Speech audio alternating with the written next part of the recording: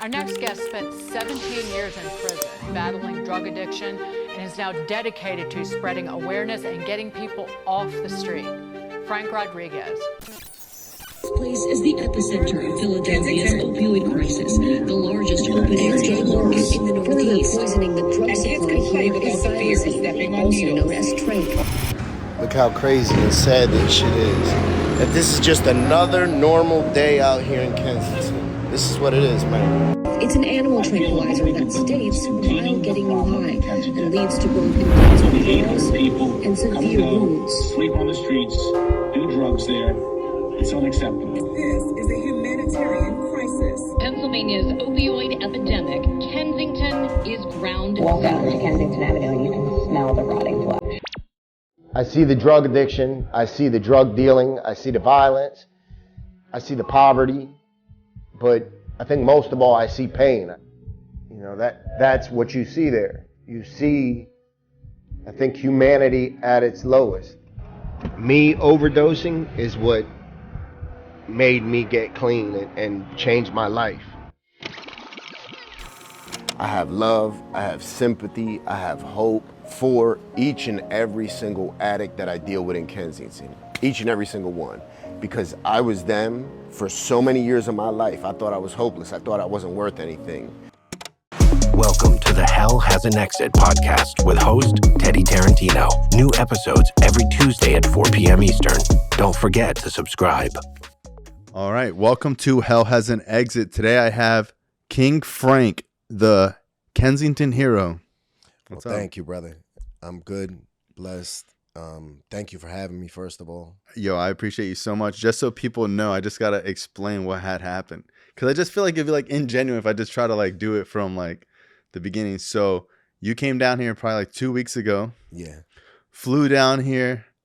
We gave out some supplies to Overtown and the homeless down there. We made some vlogging with other addicts down there. We got like some great interviews with people. I found you through social media on Instagram. From the beginning, you were like, yo, I'll be there, no problem. I'd love to do the podcast. And when I sent it to like the people that work on the show, they're like, oh, he'll be a great guest. And dude, you came out, you know, super genuine. We just vibed from the beginning. Yeah. We did like a 2-hour podcast. It was like an hour and 40 minutes. Yeah. And we had just did the new set, bought new cameras, got professional lighting. And I was telling everybody, like, yo, that might have been the best podcast I've ever done. Like, your story is incredible. And then the battery died on the recorder and we lost the audio. So I was like, dude, like, I was like embarrassed. Like, damn, Frank, can you come back? Because we missed the whole point of your whole trip is to get the podcast. And I really appreciate you coming back down and redoing the podcast. Absolutely, brother. Thank you for having me, like I said. And I think that's growing pains. Yeah. You know what I mean? That's when we start doing something new, when we venture off, that's the type of stuff that happens. You know, like I shared, same thing happened to me when I first started doing my interviews. Mm-hmm. My mic cord wasn't all the way plugged in. Got an awesome interview with a brother who we ended up building a friendship, and went home and downloaded the footage and realized my mic cord wasn't plugged in. And literally I turned right back around in my car the next day and drove out there and redid the interview.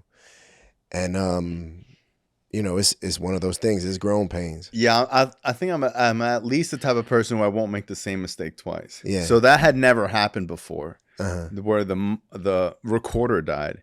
So I was like, damn, at least I didn't make the same mistake twice. But I just want to say again that meeting you and talking to you, and when we went down to Overtown, like, you see a lot of people on social media do a lot of things. And like, oftentimes, like, I don't have people on the podcast that I don't know, because you just never know what their story is, what their true intentions are, what they're really about, if they're really in recovery, or, you know, you just don't know. You're meeting these people on social media. So 90% of people on the podcast are people I personally know. I get asked all the time. But like when we met and when we went down there, there was like so many things from the beginning when I was like, wow, I really like this dude. Like, you're really trying to help people. There's something really genuine about your spirit. And I'm very pleased to have you back on the show. Well, thank you, brother. And like I said, that sentiment is shared also. When we were down there, you know, and the thing is that I've been on different podcasts and been on, you know, national media and stuff like that. I've been with people that do stuff for the camera, and then I've been with people that do stuff and don't really want the camera to see. And that was something you did numerous times, you know, while we were out there, where 100% there are people that you blessed that day that in 10 years, they're going to tell a story and be like, yo, there was this one day I was in overtime. I was down and out, and this guy pulled up on me, and they're going to tell, and people maybe ain't even going to believe it. They're going to be like, he pulled up on me, he had a Bentley, and they were giving out stuff. And then he pulled me to the side and he did this for me. You know, 100% you're going to be part of those people's stories for the rest of their life. And I loved how, like I said, I've been around a lot of people that do stuff just for the camera. And it was something that I observed you doing out of the corner of my eye. You know, and I was like, it just made me happy. I appreciate that. And yeah, and like, you know, I was telling you, like, there was a time where I used to do this like almost monthly, where we would get a group of people and we would go and feed the homeless and give them supplies. And normally, like, I had a system, and like you could tell, like when we went to Walmart, that like we both had done this before. So it's like I had a system where I would get bags, and then, you know, I do like feminine products, you know, you do socks and just like the typical things that you need. And like I had it down to a system, and I started doing it because my friend asked me to go a couple times, and he would post about it. And when I saw him do it, it inspired me to want to do it. That's like all I ever thought of it. And then I used to get like comments and messages of people being like, damn, why do you always got to post about you helping people? Why you always got to do that, whatever. To the point where I kind of did stop doing it. Not as much in person, but I definitely stopped posting about it just because I didn't want people to think that like that was really my prerogative to like try to get likes or whatever on social. I mean, even back then I didn't have much of a social media anyways, but it kind of like discouraged me from doing it. So like, how do you deal with that? Because a lot of people might think that, not a lot of people, but people might think that, hey, look, you're exploiting these people. You're showing their face, you know? Yeah. So, and that's something I struggled with at first too, from being an addict and being in recovery, where we know anonymity is such a big thing when it comes to recovery or getting high. You don't want people to know what you're doing. And that's something I struggled with until one day, you know, in Philly, I was like literally one of the first people that was doing haircuts for the homeless and haircuts for the addicts. And one day one day somebody took a video of me and they put it on social media. And when I ended up getting home, the mother of the kid that I was cutting his hair, he's not even a kid, he's a grown man. She reached out to me and she said, yo, that was my son that you were cutting his hair. Thank you, first of all. And she said, I haven't seen him in 4 years, almost 5 years. I didn't know if he was alive or dead. And started asking me, you know, could you please do more? I know you go down there and do haircuts. Could you please maybe do interviews with people or some more videos, you know? And then she added me to a Facebook group of just family members that have their people missing in Kensington.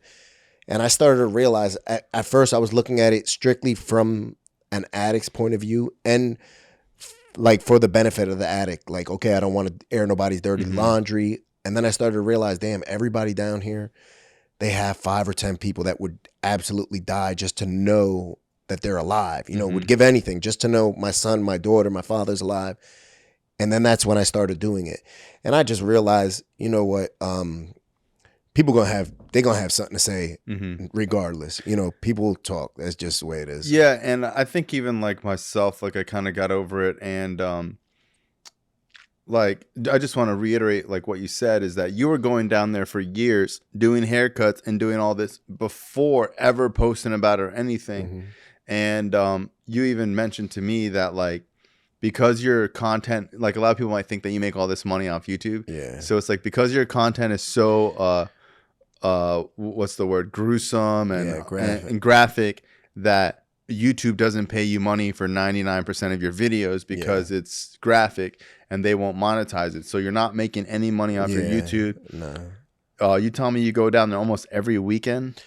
Yeah, way too much. Yeah. Where Because it's crazy. Because I remember when I was hitting you up, you're like, my bad, I was in Kensington all day. I'm like, wow, that's crazy. You're literally there every weekend. I'm there, so a lot of people don't know, and this is something where, once again, that I'm glad that hiccup happened with the audio on the first one, because it's something I didn't get to touch on in the first interview, where I just buried my sister a couple months ago, my baby sister, from a fentanyl overdose, that she was down there in Philly getting high, and it just happened to be her time,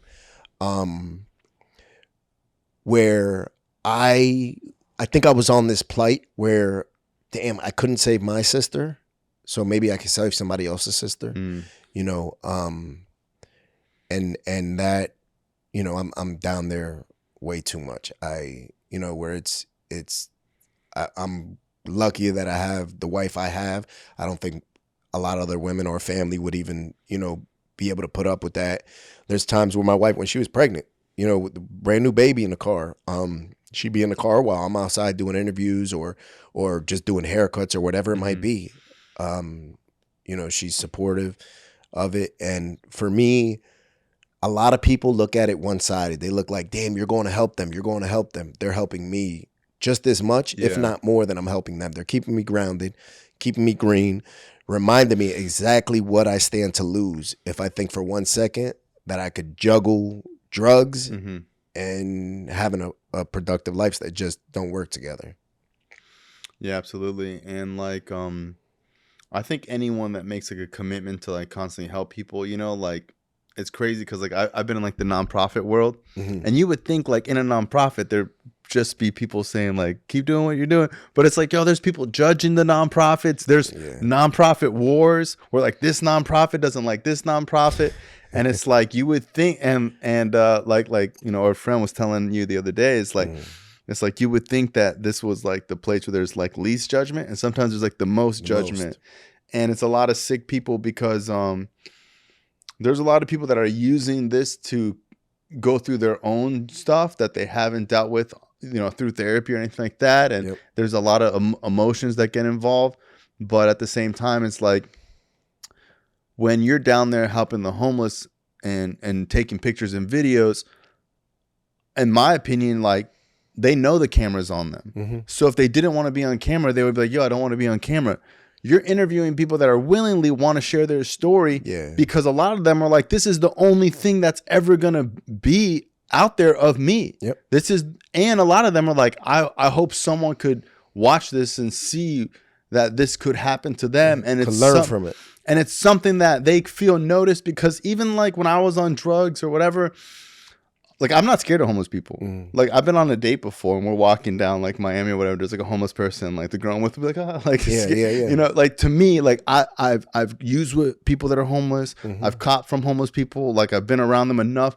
And most of them get that reaction from people of like, oh, like get away from me. And like just to have a conversation with them and like deal. Is a big deal for them. It might be the only time someone's ever said, where are you from? Exactly. Bro, when you're using out there on heroin, no one's asking you where you're from or like what do you do for fun or like what was your childhood like?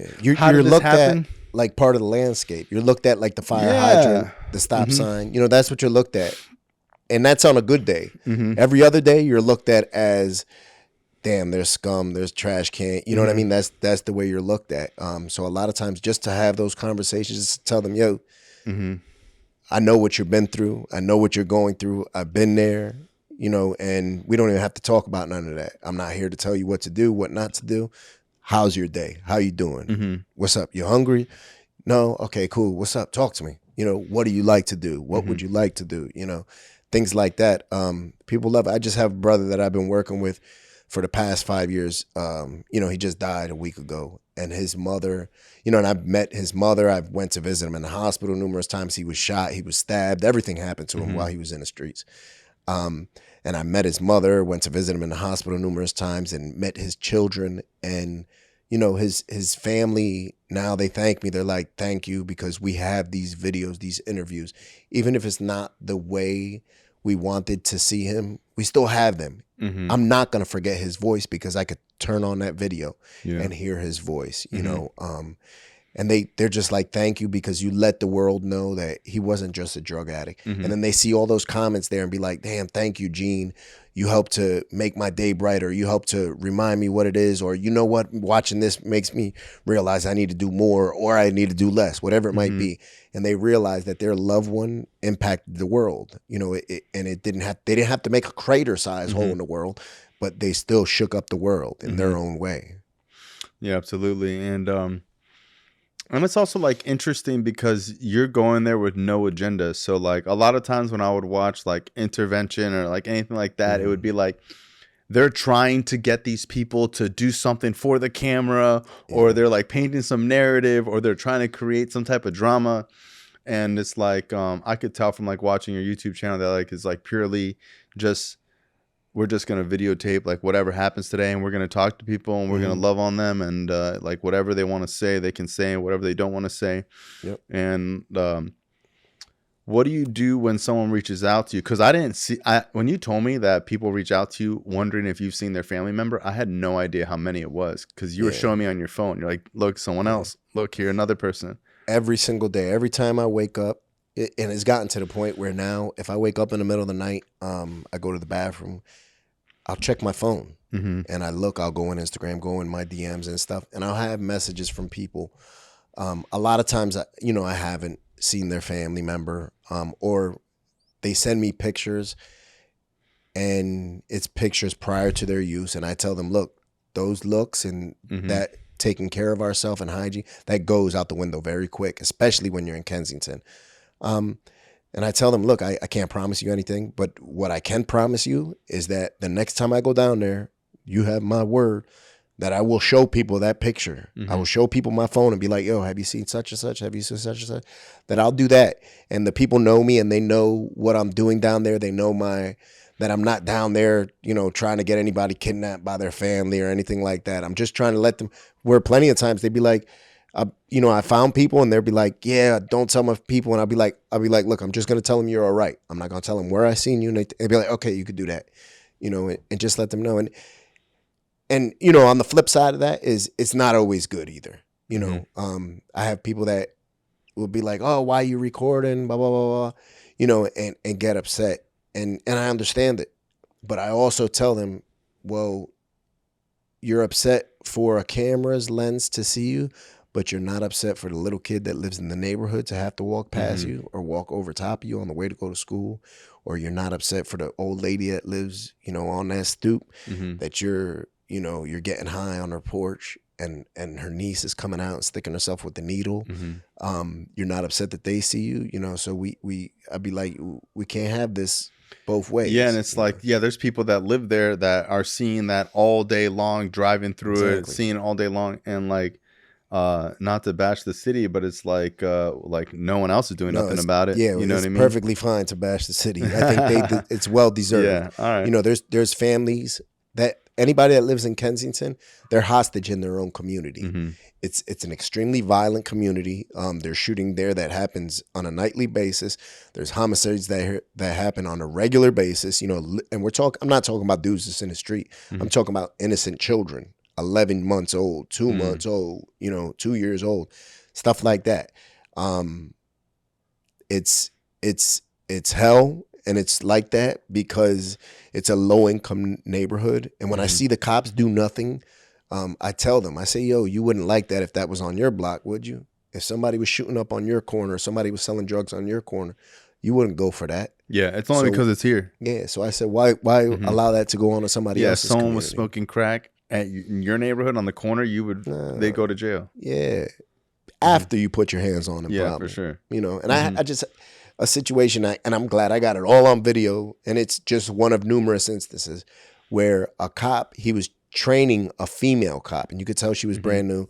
The guy was nodded off, so he just literally tapped him, like that, and expected dude to wake up and hop up. And as soon as he tapped him and he got no response, he told the female, he said, all right, Narcan him. And I went and intervened. I said, hold up. I said, you don't do that. And I woke dude up. All it took was I tapped him, with a firm tapping, and he got up and he gathered himself and gained his bearings. And I said, yo, you don't do that. I said, you don't understand what you Narcaning somebody Narcan is only to be used to save somebody's life. It's not used to be weaponized or to punish somebody because they didn't get up when you just lightly tapped them. Yeah, you talked about that last time. You said something that I've never heard before, weaponizing Narcan. I've seen it done. I've seen a cop, dude was standing up. So he obviously wasn't overdosing. He was nodded off. He was standing up. And the cop sneakily like reached his hand over, sprayed it in his nose, and then turned around and like rushed off. And I caught the whole thing on video. And I was like, damn, like now you Narcan that person, right? So you're putting that person in withdrawal. Yeah, in extreme withdrawal. Now they're going to feel the need to get high. So they're going to get high again. And they have that Narcan in their system. So all those drugs, those opiates or whatever they're using is just going to pile up, and they're not going to feel it. So they're going to use twice as much as they should. And then when that Narcan wears off in 15 minutes, all those drugs are going to hit their system at once. And they're going to need to be Narcan then, all because of somebody weaponizing it. And that's what happens down there with the police. It's I'm sure the numerous times that I've seen it, imagine how many times it goes it's done. on. It's not on camera. Exactly. You also talked about like the drugs there. So I didn't know. So just for people listening, so Kensington is the open drug market in Philly where people basically get high. That's a neighborhood that's known for drug use. And probably the only thing next to it is probably something like Skid Row. And even like in Florida, like Overtown is nothing like you've seen Overtown. Yeah. It almost looks nice, right? Yeah, and it's it like that's probably some of the worst parts that we have in Miami. Like we have some other areas, but it's nothing like the videos that I see of Kensington. And you were telling me that they have like different types of drugs. What are the different drugs they have there? So what they call is dope now is, at one time it was heroin. Then fentanyl started to come around, 2015, 2016, fentanyl started to make its way in. And then after that, xylazine, which is a horse tranquilizer, it's given to cattle. It's if a vet is going to service, a horse or a cow, they give them xylazine. So it's not meant for human consumption. So when humans use that, it when they shoot it up, it's not meant to be shot up either intravenously. It's meant to be given intramuscular. Is it an opiate? No, it's just not. a tranquilizer. It's a tranquilizer. But they cut it with fentanyl. They cut it exactly. They cut it with fentanyl. They cut it with the other barbiturates and tranq. And what it does is it eats the way through the skin. It looks for the easiest way out, and it literally eats through the skin. You'll see people with softball size holes in their arm, in their leg. You'll see people literally with the skin rotted off their limbs. I just seen a guy, yesterday who his forearm was completely ate up. His hand looked fake. And that's what drew my attention is I was looking at his hand, and his hand just it was like fat, but it was flat at the same time. And it just looked fake. And then I looked up his arm, and it was just hole after hole. And I'm talking, his arm was super swollen, his forearm. And it was like, probably like twice the size of your thumb, and deep holes. It just looked, you could tell that arm, there's no saving it. That arm is coming off one way or another. Either it's going to fall off on the street or he's going to have it amputated. Wow. Yeah. And you were showing me videos of like, it looked like almost everyone had that. So when you're buying dope down there, is there a way to be like I just want like actual normal dope? No. So there is no dope down there. There's no heroin. But could you get fentanyl without tranq? No. It's just nope. So it's all like whatever we got. Yep. This is just what it is. So the thing is that people don't realize, and prior to me ever using drugs, I sold drugs, and the way I equate it to people is, you grab a pound of sugar, then you grab a pound of salt, then you grab a pound of baking powder, then you grab a pound of pepper, and you put it in a blender and you mix it all together. Now separate it. That's what it is. It's the same thing. It's fentanyl, it's xylazine, it's different barbiturates, different psych meds. That's what they're putting in there. The people that are getting the drugs, they don't know what they're getting. If you told the dealers on the corner, I'll give you $1 million if you could just tell me 70% of what's in here. They're going to be broke after that. Mm-hmm. They're not going to get that $1 million because they don't know what's in there. They might know what they're putting on it, and they might know what the person they got it from told them what they put on it, but they don't realize that thing done hit 5 or 6 different hands before it got to them. Yeah. And you think most of this is coming from China or Mexico? China by way of Mexico. Okay. So it's already been, proven when fentanyl first started becoming a big problem in America. The chemists and the cooks from China were brought to Mexico to get with the cartels, and they were showing them how to cook up fentanyl. And then once the Mexican cooks learn how to do it, they don't need them no more. So they go back. But now the thing is China opens up all the businesses that can allow for 100 tons of this precursor, which the precursor are just the ingredients to make the different drugs. So they have to set up these shell businesses in Mexico so that they say, all right, damn, this dude's bringing in a ton of this every week. What does he need this for? And they say, oh, no, he has this type of business. And, with the corruption in Mexico that everybody knows is prevalent. Yeah, I had somebody tell me, like, this is about, like, cocaine. But I remember him telling me, like, dude, if they wanted to stop cocaine coming to the U.S., they would, because they would just stop all the other ingredients that you need for it. And it's very obvious to find, like, look, this nail salon shouldn't be ordering 1,500 kilos of acetone on a weekly basis. Exactly. So those drugs are normally made in, like, Europe and stuff like that. So, like, that stuff is heavily regulated, and it's easy to find out what type of other chemicals they're bringing in. So it's definitely interesting to see how, like, because a lot of people think it's pharmaceutical, which it was, like, fentanyl was a pharmaceutical at one point, but now it's just synthetically made. Yeah, it was. It's way past that point now. At one time it was pharmaceuticals was to blame for this during the pill epidemic. Now it's literally chemical warfare now. When you're dealing with these type of chemicals that are made by chemists and by all these people that are like the top of their field, they're chemists, they're cooks, they're doctors, they're putting together these products that have millions of dollars worth of research into it. And they're putting together this product to be the best at what it can be. We're not beating that. We're not beating that. Not just that. It's like the cartels have billions of dollars at this point. Exactly. You know what I mean? What is your story, and how did you, because it's interesting to see somebody go from where you came from to, like, what you do now. And like, the point of the show is, like, hell has an exit, and, like, people change their life around. And it's like, so I think the reason why I've always had, like, a soft spot for, like, the homeless is, like, I've seen people turn into that. Like, I've seen what it looks like before. So if you've never seen that, you might just look at that person like, how could you, like, people have no idea how someone gets to that point. Of course. But I've seen it. I've seen kids I grew up with my age end up with no teeth at 33 holding a sign. Yeah. So, I was born in 1980 in Brooklyn, New York, the Williamsburg area, the South Side, which at that time was Kensington before Kensington. It was an open air drug market.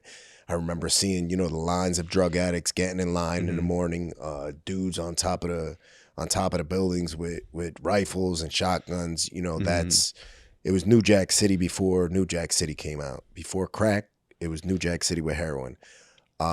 Everybody in my whole family was addicted to heroin, with the exception of my mother's mother. That's it. Everybody else, my aunts, uncles, father, everybody else was addicted to dope. So it was nothing for me to see people getting high, the spoons laying around, the needle, the cotton ripped out of the cigarette butt. It was nothing to see that. And I thought all that was normal. Until I got a little bit older and I started to realize, hold up, this ain't normal. Me seeing my mom nodding off, and she'd have a cigarette in her hand and the cigarette fall on the floor, and I got to grab it before it burns the floor or before it burns my mom's hands. That stuff was all normal to me, because when we're kids, we think what happens in our house is pretty much normal. And then I started getting a little bit older and realizing, all right, this isn't normal. And at a very early age, you know, I was selling drugs because my dad and my mom split up. My dad ended up getting shot in the neck, and he was paralyzed. He was in a wheelchair, and then we moved to Pennsylvania, and same behavior. You know what I mean? The location changed, but the same bullshit was going on. So they split up, and I was happy, you know, because my father was very physically abusive to me, to my mother also. You know, it was nothing to see my mom running around with, you know, black eyes and a neck brace, and seeing my dad beat her up. So I was happy at the time, you know, and that led to me, you know, having a chip on my shoulder and thinking that violence was the way to solve problems. And I just didn't know how to identify with my feelings. Anything that I felt negative, I thought, okay, we deal with it in a physical manner, you know, and that was the start of my path of destruction into my teenage years, you know, where I didn't even like to come home because I knew my dad was going to be there, you know, and chances are if he's upset at something, he's going to take it out on me, or I'm going to see my mom getting high. It was chaos to the point where, you know, for one time where I didn't want to come home, and I was a kid. I was, you know, like 7 years old maybe. And I ended up using the bathroom on myself. And it was all because I didn't want to go home. I just didn't want to go home to chaos. And I came home. My dad, you know, ended up finding out, and he said, all right, go in the sink, you know, and wash your underwear. And I'm, you know, a kid in the sink crying and, you know, washing my underwear. And then he comes, you know, grabs the underwear and you know, there was shit in my underwear, and he wipes it in my face. Crazy. And my mom came and, you know, started arguing, and then she grabbed underwear and tried to put it in his face. And then he ended up beating the shit out of my mom behind that. And I remember feeling so helpless. I was like, damn. You know, and that was the type of stuff that was normal in my household. And then, you know, they split up, and I was happy because I said, all right, he doesn't have to put his hands on my mom anymore. He doesn't have to put his hands on me anymore. And I remember coming home the day that he ended up leaving, and the house was bare. There was nothing. Like, it was like an empty apartment. You could hear the echo. There was absolutely nothing. No TV, no furniture, nothing. No beds, nothing. There was a couple stuff in the refrigerator. And I remember that night I was hungry, and I was telling my mom, I was like, Mom, I'm hungry. And I went to the kitchen, opened up the fridge, and, you know, there was like condiments in there. And I came back out, and I was sitting there, and I had a bowl full of grape jelly. And she was like, yo, you can't eat that. She's like, that's all sugar. You'll get sick. And I was like, but I'm hungry, you know. And then my mom went and did what she did and, you know, found a way. And that's, you know, what she did. And then growing up, you know, my mom, she was a functional addict. She was a heroin addict, but she went to school, got her nursing license, and would go to work, you know, and provide for the family as best as she could. But, you know, the addiction came first, obviously, you know. And so we didn't have much. We didn't have much growing up. When do you think you realized your mom was on drugs? I would say, so one time our house got raided, and it looked like a movie. You know, they came, Uzis, black masks, shotguns. Wait, like cops or like no, cops. drug dealer? Cops. Okay. And I remember they tore the house up, and my mom said that they were looking for my aunt. And we were sitting downstairs on the couches, and they came down, you know, and they found some stuff and said, yo, what's this? And I remember seeing a needle, and I seen, you know, stuff that it was in like a little jewelry box that they put it in. And they was like, what's all this? You know, and that's when I realized, I was like, all right, you know, this is different. And the way they were talking to her, they were like, look, you have your kids here, you know, and I was like, all right, there's something going on here. But I seen all the clues prior to that, but that was like the first confirmation. When the dots connected. Yeah, Yeah. that was like the first confirmation. And then numerous times she went to rehab. She went to, she would just be like, oh, I'm going away for a week, or, I'm going away for a couple weeks. Did your friends growing up have the same thing going on at home, or were you like ashamed about it? No, so a lot of my friends didn't. There was a couple friends, out of the friend group with maybe, 10 friends. There might have been one or two that did, but definitely not to that level. A lot of it was, just mom getting high. She got to have it, but to my house it was different. It was different. And then when did your street life start to take a hold of you? Very, very early. So I started selling drugs. I was, 12, 13 years old, if that. The first time that I sold heroin was I had put on one of my mom's coats and found, a couple bundles in her pocket.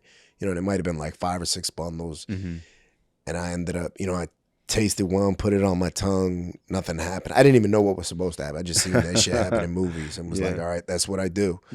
I knew who to get it off to though, and I sold it to that person. I'm sure I sold it for less than what was paid for it. You know what I'm saying? Where I realized if I would have had to pay for that, I would have lost money. And that person gladly paid for it, asked me where I got it. I said, no, my aunt gave it to me. And anybody that knew my aunt knew that that was a possibility. She was the cool aunt, too cool,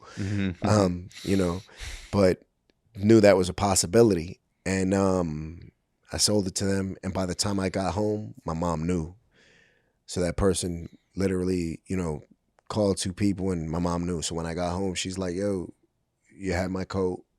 Did you find something in the pocket? I said, yeah. So she sat me down, and me and my mom, we was always cool. Very, very, we had a really good open relationship, speak about everything. And she told me, she sat me down. She said, look, first of all, I want to tell you, I'm not upset with you. She said, this is my fault. If I wouldn't have had that in my coat pocket, you wouldn't have found it. So she said, I need to make that very clear that you're not at fault here. Whatever happened, you're not at fault here. I just want to let you know I know exactly what you did. I know everything, to the point how much money you got for it, everything. She said, I know everything. She said, and this is my fault that this happened. And she apologized to me and was like, I'm sorry. Wow. And all this time, after that, I seen, okay, there's some money to be made. And to a kid, I made, I don't know, maybe $500 or something. I seen, all right, there's some money to be made. That's a lot of money. Yeah. As a kid. Especially, and especially where I might have never, the clothing that I might have got for the year with holidays and birthdays included might have been $500 for the whole year. So that was, I realized, okay, there's something here. And that's when I sort of hopped off the porch and started selling drugs. And at first it was just to give my mom money, just to pay for, I used to put it in an envelope, put it on top of her dresser and write on the thing, don't ask no questions. And she wouldn't. She'd take it. And what are some things that you and your mom would do? Because a lot of times, people don't see that there are people that are drug addicts that are still loving parents. Everything. My mom, so she was present, but she wasn't really present. She still, she would still help me with my homework, all that stuff. If I was playing sports, she wouldn't show up at sports, nothing like that. But my mom was still, and she was type strict with me too. She was like, no, you're going to be home at this time, but she would still help me with my homework and kick my ass if I'm trying to cut out of my homework, or if I'm not behaving, if the school called her, she's still on my ass.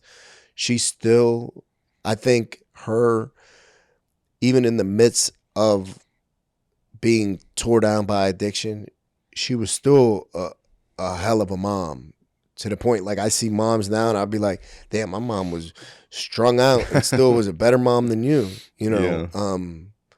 so I just be like, man, imagine if I would have got my mom 100%, things would have been a lot different. but I always, we have to go the path that we have to go, to get where we're going. And like I said, I was selling drugs at a young age just to give my mom some money, and she knew it. She knew it. I remember one instance, she seen me with a backpack, and over the course of a day or two, she's watching me. She's like, "Yo, what's in that backpack?" She's like, "You didn't go nowhere without that backpack. Every single time you leave the room, you're taking a backpack." And I was like, "It's money in there." And she's like, "No, it's not." I said, "It's money in there."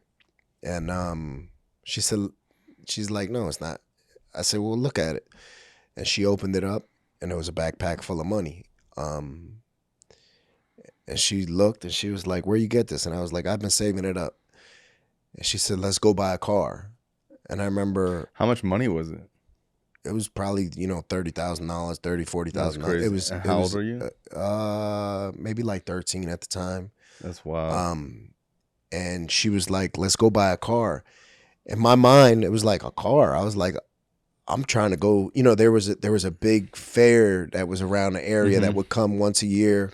And I was like, "No, I want to take you guys to the fair." And all I wanted to do was to take my girlfriend and my mom and my sisters to the fair and buy them whatever they wanted. That's how, that just shows you like how young I was. We ended up going to buy a car. We bought a Chrysler LeBaron. This was, early 90s. Brought a Chrysler LeBaron, and then we went to the fair. And I remember, it just felt so good to be able to tell my sisters, "Here, go buy whatever you want. You want fries? Go get fries. You want rides? Let's go get rides. You want ice cream? Let's go get ice cream." You're selling bud at this point? Yeah, I was selling weed at this time. Up to then, though, I had started to sell a little bit of coke and dope around that time. Initially, it started with weed, though. That was the first thing that I had started selling because everybody smoked weed. You know what I mean? Once things had started to process into my head that, okay. The thing with weed is that you need to sell so much of it. Yeah. Well, see, this is the thing, though. So in New York at this time, mind you, I had moved to Pennsylvania. So in New York, there was weed spots everywhere at this time. You could go to the corner store, buy weed. You go to the video store, you buy weed. Everywhere you could buy weed. And they were giving it to, I would go 12, 13 years old. And they give it to you. Yeah. And at that age, up until I was 20 years old, I looked like I was a very small kid, So yeah, you're telling you look, because in my mind you look old, but you were young and skinny. No. I was very small. I didn't fill out until I was about 18, 19 years old in the penitentiary. So $5 bags that I used to buy in New York, I would take back home and sell for $25. So there was a big margin. Yeah, exactly. There was a big markup. And I knew everybody that smoked weed. You know what I mean? To the point where I was the young guy, and I'm selling weed. I'm supplying people weed. When you were young, did people ever try you? No. So that's the thing. I was a knucklehead. People knew from a very early age, because, once again, it goes to being raised where I was like, my dad was kicking my ass. What are you going to do to me? You know what I'm saying? And at the same time, I was a knucklehead out of the crew. They knew, even my homies, even amongst the crew, they knew it was like, oh, Frank's a knucklehead. They knew that. And then especially people from outside, where I didn't realize this until I got a little older, where people was probably giving me a little bit of grace because I was young. Yeah, you don't realize that until you get older, and you're like, oh, damn, people are letting me get away with a lot. Yep. And maybe it wasn't even me, maybe just being like, all right, I know he's a knucklehead, where things wasn't off. I was never good at the confrontation part. So as soon as I seen me and you, we could have something that could be solved by argument.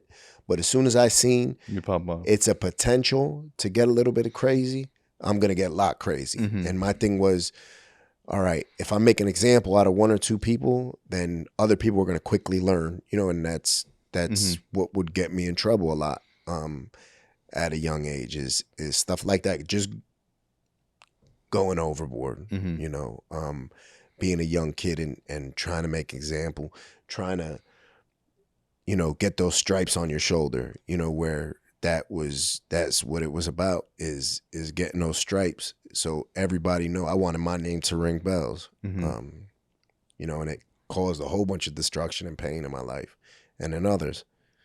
And you got arrested at a super young age for... Yep. So 15 years old. Mind you, I had been to boot camps. I had been to boot camps, Vision Quest, secure lockups, foster homes, juvenile detention. I had been to all that stuff numerous times. 15 years old. Summer's coming, and summer's in the middle. I'm about to start a new school district. I got expelled from my old school for fighting with a teacher, and I'm about to start a new school district. And I remember school's winding up. All my friends are talking about their parents are getting them school clothes. And I was like, damn, I want school clothes. And they're telling me, yeah, when we're getting ready for school, we're laying out our outfit for Monday and Tuesday and Wednesday. I didn't have that. And I had nobody that was going to give me that. But I said, all right, I'm going to go find it. I went and did an armed robbery. And I was 15 years old. So at this time, in that area, there was a lot of robberies going off. There was a woman who had just got shot in the face, got shot in the eye a couple weeks prior. So police was out heavy. We did the robbery. I'm running across the street, got the money bag, and literally the cop almost hits me. I ended up getting away. 2 people I was with, they got caught, a little bit after. I ended up getting away with the money bag. And how much money you think it was? There was almost $30,000. $30,000? Almost $30,000. Yep. It was like 25, 27, somewhere right around there. And I took that straight to New York, and I knew what to do with it. I said, all right, I'm going to take X amount, grab some work, and then, save this.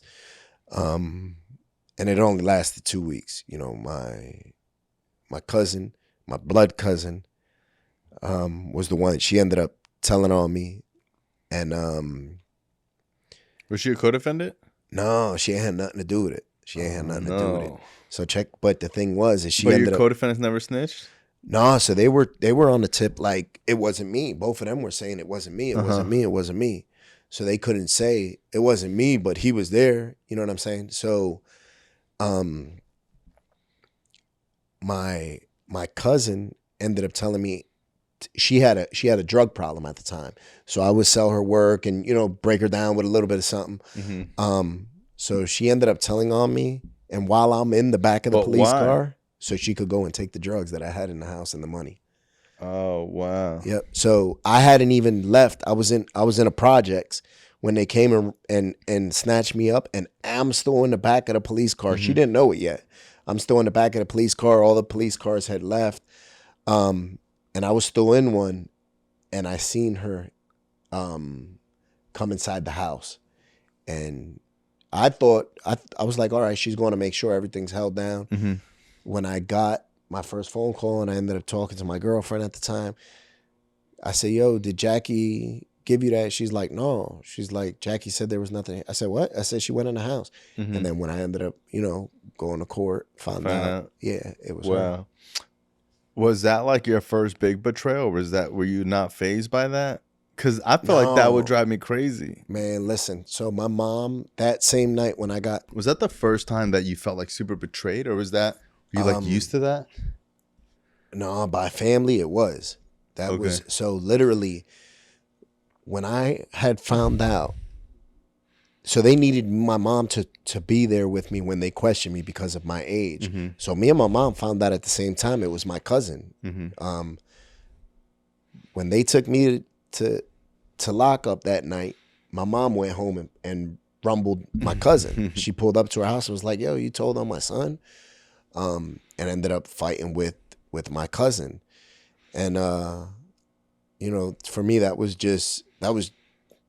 was like just the start of a lot of, I realized that, nobody, there's really no loyalty in the game. That was the start of it when that shit hurt because I was like, damn, she didn't have nothing to do with it. She did that strictly to take what I had in that house. She stood to benefit nothing. And now is she like a raging drug addict or not even? No. She just was. No. She just wanted it. She That's just crazy. Yeah, it was more. And like, then were the cops questioning you, like, where's the bread? So they did. Mm-hmm. I told them, I said, look, I don't know, and there was drugs in the house. Listen, when they came to the house, They didn't take the drugs? So look, when they came to the house, Mm-hmm. I was selling a pound of weed to a dude. It's me and you sitting right here. I'm selling him a pound of weed, and something told me, look out the blinds. And when I looked out the blinds, cops were in the front, and I tried to run out the back, and cops were in the back. And I ran upstairs and hid behind like a prom dress that the girl I was messing with at the time had. And they came and searched, and they looked, and they didn't even find me the first time. I'm standing behind this prom dress, and I'm a small kid. Mm-hmm. And then the guy downstairs says, no, he's here. He's here. I hear him say that. And they come back up and double. And then that's when they find me. They didn't even bother. So literally when in the course of me scrambling, when they came, as soon as I seen that the cops were out there, he hopped up off the couch. I hopped up. I grabbed everything that was on the table, stuffed it under the couch. Mm-hmm. And then when I went upstairs, there was more drugs in there, and I put it inside a sneaker box that was inside the closet with me. They weren't there for drugs. All they were there for was to get me. Mm-hmm. You know what I'm saying? So So they didn't even bother looking for drugs, anything. They probably, to be honest with you, they probably just had a body warrant, for a warrant for arrest for this person. Yeah. Where they probably couldn't even have searched the crib, legally. Yeah. Yeah. They should have. Yeah. They should have, because not only, there was still money in that house, but there was also drugs. Mm-hmm. Thank God they didn't, though, And I just realized that day, like, when I heard the dude saying, yo, he's here, I expected that. You know what I mean? It was a dude, I didn't really know him like that. We was doing business. I expected that. I didn't expect my cousin, though. And how long did you do in jail for that? So I got certified as an adult. It came out to being a little bit. How? I had already been through the bullshit juvenile. I had So already did exhausted a all my plea? remedies. Okay. Exhausted all my remedies. So they said they took me. It's called certification hearing, to be certified as an adult. Mm-hmm. So they said, they even asked my opinion. They said, yo, you have some input. What's your input? I told them, I said, I want to go to jail. I don't want to do no push-ups. I don't want a jail instructor telling me I need to run miles, all that shit. Send me to jail. I want commissary. I want visits. I want TV. I want Walkman, all that shit. And that's what they did. That day, I went, they certified me as an adult. They said, Mr. Rodriguez. You're talking about jail or prison? Jail. Okay. So I went to the county prison. My county prison was different than others, though. It was a federal holdover. So people that were going to the feds or coming from the feds that were held up for immigration were there. So, at first I went to a RHU unit, locked down because of my age. They put me in essentially what would have been, a RHU unit, a whole, I get 1 hour out of my cell a day. And I didn't know, but every hour that, every time I get out of my cell for an hour, they had the jail psych that was in the bubble watching me. And she was watching my interactions with people. So then after they let me out there for, maybe a week, then now they let me go to yard with another jail block, that, another cell block. They let me go to yard with them. And the whole time they were watching me. I just thought, all right, they're giving me a little more freedom, a little more. They're watching me to see how I interact, to see, all right, is dude going to be a liability? Is he going to be somebody going to try to take advantage of him? Is he timid? 15? I was 15 at this time. But I was a different fit. I was 15 years old. Mentality wise, I was in my 20s. Size wise, I was about 14, 13. Wait. How long did you do in that jail? So I ended up being there for 2.5 years. How? Throughout the course. Because isn't prison a year or more? No. So in Pennsylvania, it can be up to 24 months. Once you get 24 months, you have to go after your sentence, though. You know what I'm saying? So you could stay fighting your case for 2 years. Gotcha. Yeah, I guess it's like the same here if you're still fighting your case. So I ended up, getting it came out to a little bit over 2.5 years. A lot of people say they rather do that than they rather go to prison than be in the jail for 2 years. So It now, depends like what prison. now, back then, no. Yeah, me now. That's what I thought too. That's what I thought too. Because I say, yo, take me to jail. And then I got my first ass whipping. It was over the phone. A big Chinese dude. He was Korean dude. He looked like the dude. His name was like Mun off Bloodsport. Big ass chest, big arms. I just seen that pop up today. It's crazy. Listen, that's what he looked like. And it was all over the phone. I'm on the phone talking to my girlfriend, burning the phone up, for literally hour, 2 hours at a time. And dude said, yo, I need to use the phone. I looked at him like he was stupid. I was like, yeah, all right. Kept on using the phone. I get off the phone. One thing led to another. He ends up kicking my ass. And then I come to find out, and the older Spanish guys allowed it to happen. And they was like, in and now I realized it was like, teach him a lesson, settle him down, humble him. And then a Dominican dude he was somebody on the block, he came and told me the next day. He said, you know why that happened, right? And I said, no. He said, and he explained to me, he said, look, that dude just came from doing 20 years in the feds. He said he went to immigration court. They finally gave him bail. He's been here for 3 years after he did his time in the feds. Now he's been here 3 years for immigration. They gave him bail yesterday. He was calling home to see what's up. Did his family pay the bail? Because he thinks it's too good to be true. He said, yo, you got to get me out of here. If you don't get me out of here. And that's the way we all think when we're going to make bail. Be like, you got to get me out of here right now or it's not going to happen. Something's going to, the judge going to change his mind, blah, blah, blah. That's what we think. It's a nightmare, So he told me that. He said, yo, dude was waiting to go home. You're on the phone, boo loving with your girl. And I felt bad because I said, damn, even though dude just whipped my ass, I said, the last thing I want as a convict is to see somebody in jail a day longer than they should be. I'm over here talking to this girl about nothing special. I've been burning up the phone with her for the whole day. Dude was just trying to call and see if his people are posting that bail. What's going on? And then I started to realize. And he seemed kind of polite in the beginning about it. He was. Yeah. He was. He just said, yo, and he didn't say it super nicely. He wasn't like, yo, excuse me, brother, I need to use the phone. He said, I need to use the phone. After he had seen me hang up and then dial again and hang up and dial again, kick my ass. And that's when I realized that, okay, there's a big difference here between me, who I thought I was a man mentally. I thought I was a man physically. I was a child. I realized that it wasn't even a fight. I was defending myself. And he was providing me with mercy because he could have done whatever he wanted. He could have killed me in that cell. He was a grown-ass man dealing with a kid that probably weighed 135 pounds. And that was, just one of numerous instances that I had because of the tip where I was like, I boxed at a young age and I knew, and the thing also is I think once you realize is 90% of I think being able to hold your own physically is just the will to get busy, just the will to fight. Because most people don't want to do that. Most people think getting punched in the face is the worst thing in the world.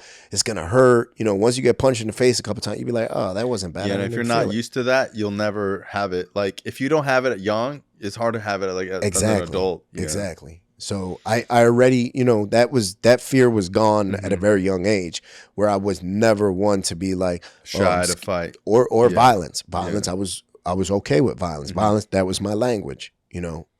What happened in those two years that changed you? Because even with my own addiction, it's like I don't realize it till I became an adult, where I realized I didn't do kid stuff, and I know you were doing that before, but being in a jail with grown men molds you. What do you think happened to you in those 2 years that when you got out you started to realize you're different? Nothing. I started to work out. I started to feel into my body, into my frame. I was around dudes that was hardcore criminals. Mind you, these dudes just came from doing 20 years in New York State and all over in these federal prisons, penitentiaries. That's the type of dudes I was around. So I was learning. And I was like, all right, So it didn't, if anything, it made me worse off, because all I was worried about is Frank, I need to go home with these stripes. So everybody know, yeah, Frank came home, Frank did this, Frank did that. All the girls is gonna, be going crazy. That's what my mentality was. Okay, I'm gonna go home. I gotta get some money. I gotta do this, gotta do that. That's how nearsighted, that I was thinking. And then I come home and shit didn't last too long. I ended up catching an aggravated assault, get into a situation, and end up almost killing somebody who, it wasn't even the right dude. They just had the same names. Oh, really? And it's kind of weird because now his sister, she's like very supportive of me on social media with addiction, because she lost her son's father, or her children's father, to addiction. So she loves what I stand for and the way I speak about addiction. And I feel bad because I'd be like, damn, I almost killed your brother. And the crazy thing was, it wasn't even for him. Wow. They just had the same name. And I ended up going to jail, getting sentenced 7.5 to 15 years. At what age? At this time, I was 17 years old, 16 years old, 17 now. So you did 2.5, then immediately went to go do 7? Yep. So I came home. I was home, maybe 6 months. What were those 7 years like? Because now you're in prison. Yeah. So I literally, so when I go to court and they start, you first go to court and they say 10 years for this charge, 10 years, 10 years. And my mom was like, Because that's I hard heard to process. I heard her breaking down, and I was like, and I had already known, okay, that's just what they say. That's just what your charges hold. That's not what I'm going to get. And then the first time they came out with a plea bargain, it was 17.5 to 35 years. And I was like, oh, hold up. I couldn't process it. I said, I haven't even been on the world. I haven't even been on earth this long. Like, how y'all going to do this? And then, thankfully it ended up being 7.5 to 15. And I was like, all right, let's go. I get on a bus to go upstate, and I'm hearing all the stories about jail, and I had already lost that fear. Like I said, I didn't have that fear for violence, anything like that. But also in jail, until you go through it for a little while, that fear of solitary confinement, when you're locked in a cell by yourself for 23 hours a day, that's mentally, it's torture. I had lost the fear of that because I had already done all that stuff, during my past bid. So, but I remember it was the middle of summertime. And I remember this shit clearly. All the yards are out and the jail holds, 5,000-6,000 inmates. And all I see is this sea of grown men, shirts off, working out, playing basketball. And that shit was like a movie. They still got weights over there? Yeah. Hell that's crazy. I think they got rid of all of them in Florida. Yeah. Now they changed it, but this was, this was mid-90s. And I just see these big motherfuckers. And I said, oh my God, what did I get myself into? Literally, that was my thought. And then as soon as I go in, you got the guards screaming at you, because that jail had just been through a riot a couple of years before that. So there was a riot, a vicious riot. Dudes running around with chainsaws and axes. And one of the counselors had got pregnant and raped by and had twins. So it was during a riot. A counselor got raped during a riot and became pregnant. Yep, had twins and kept them. He got me fucked up. They crazy. set the jail on fire. When they retook the jail, they had dudes outside, like handcuffed. An Attica situation. Exactly, handcuffed. You can look it up. It's on YouTube. Camp Hill riot. It went down. So the cops, as soon as you got there, they let you know straight from the rip. No. This is my house. Y'all just visiting. They let you know that. Very aggressive. Talking, real dirty. They just set the tone very early. And I was like, damn, this is different. And then I was there for, so you're in quarantine for about 5 or 6 days, and then I get shipped to my block. I'm on a maximum security block. The next day, I see a dude get stabbed. And I had seen violence, seen dudes get cut. there, but it was two dudes. They stabbed the dude up until their arms got tired, and there wasn't guards on the block. There's no guards amongst you. So they literally stabbed dude up until their arms got tired. And then, they drug him out, and you see dude and you're like, damn, I don't think he's going to make it. And then, of course, the rumor mill started, dude died, and the other guys, something happened.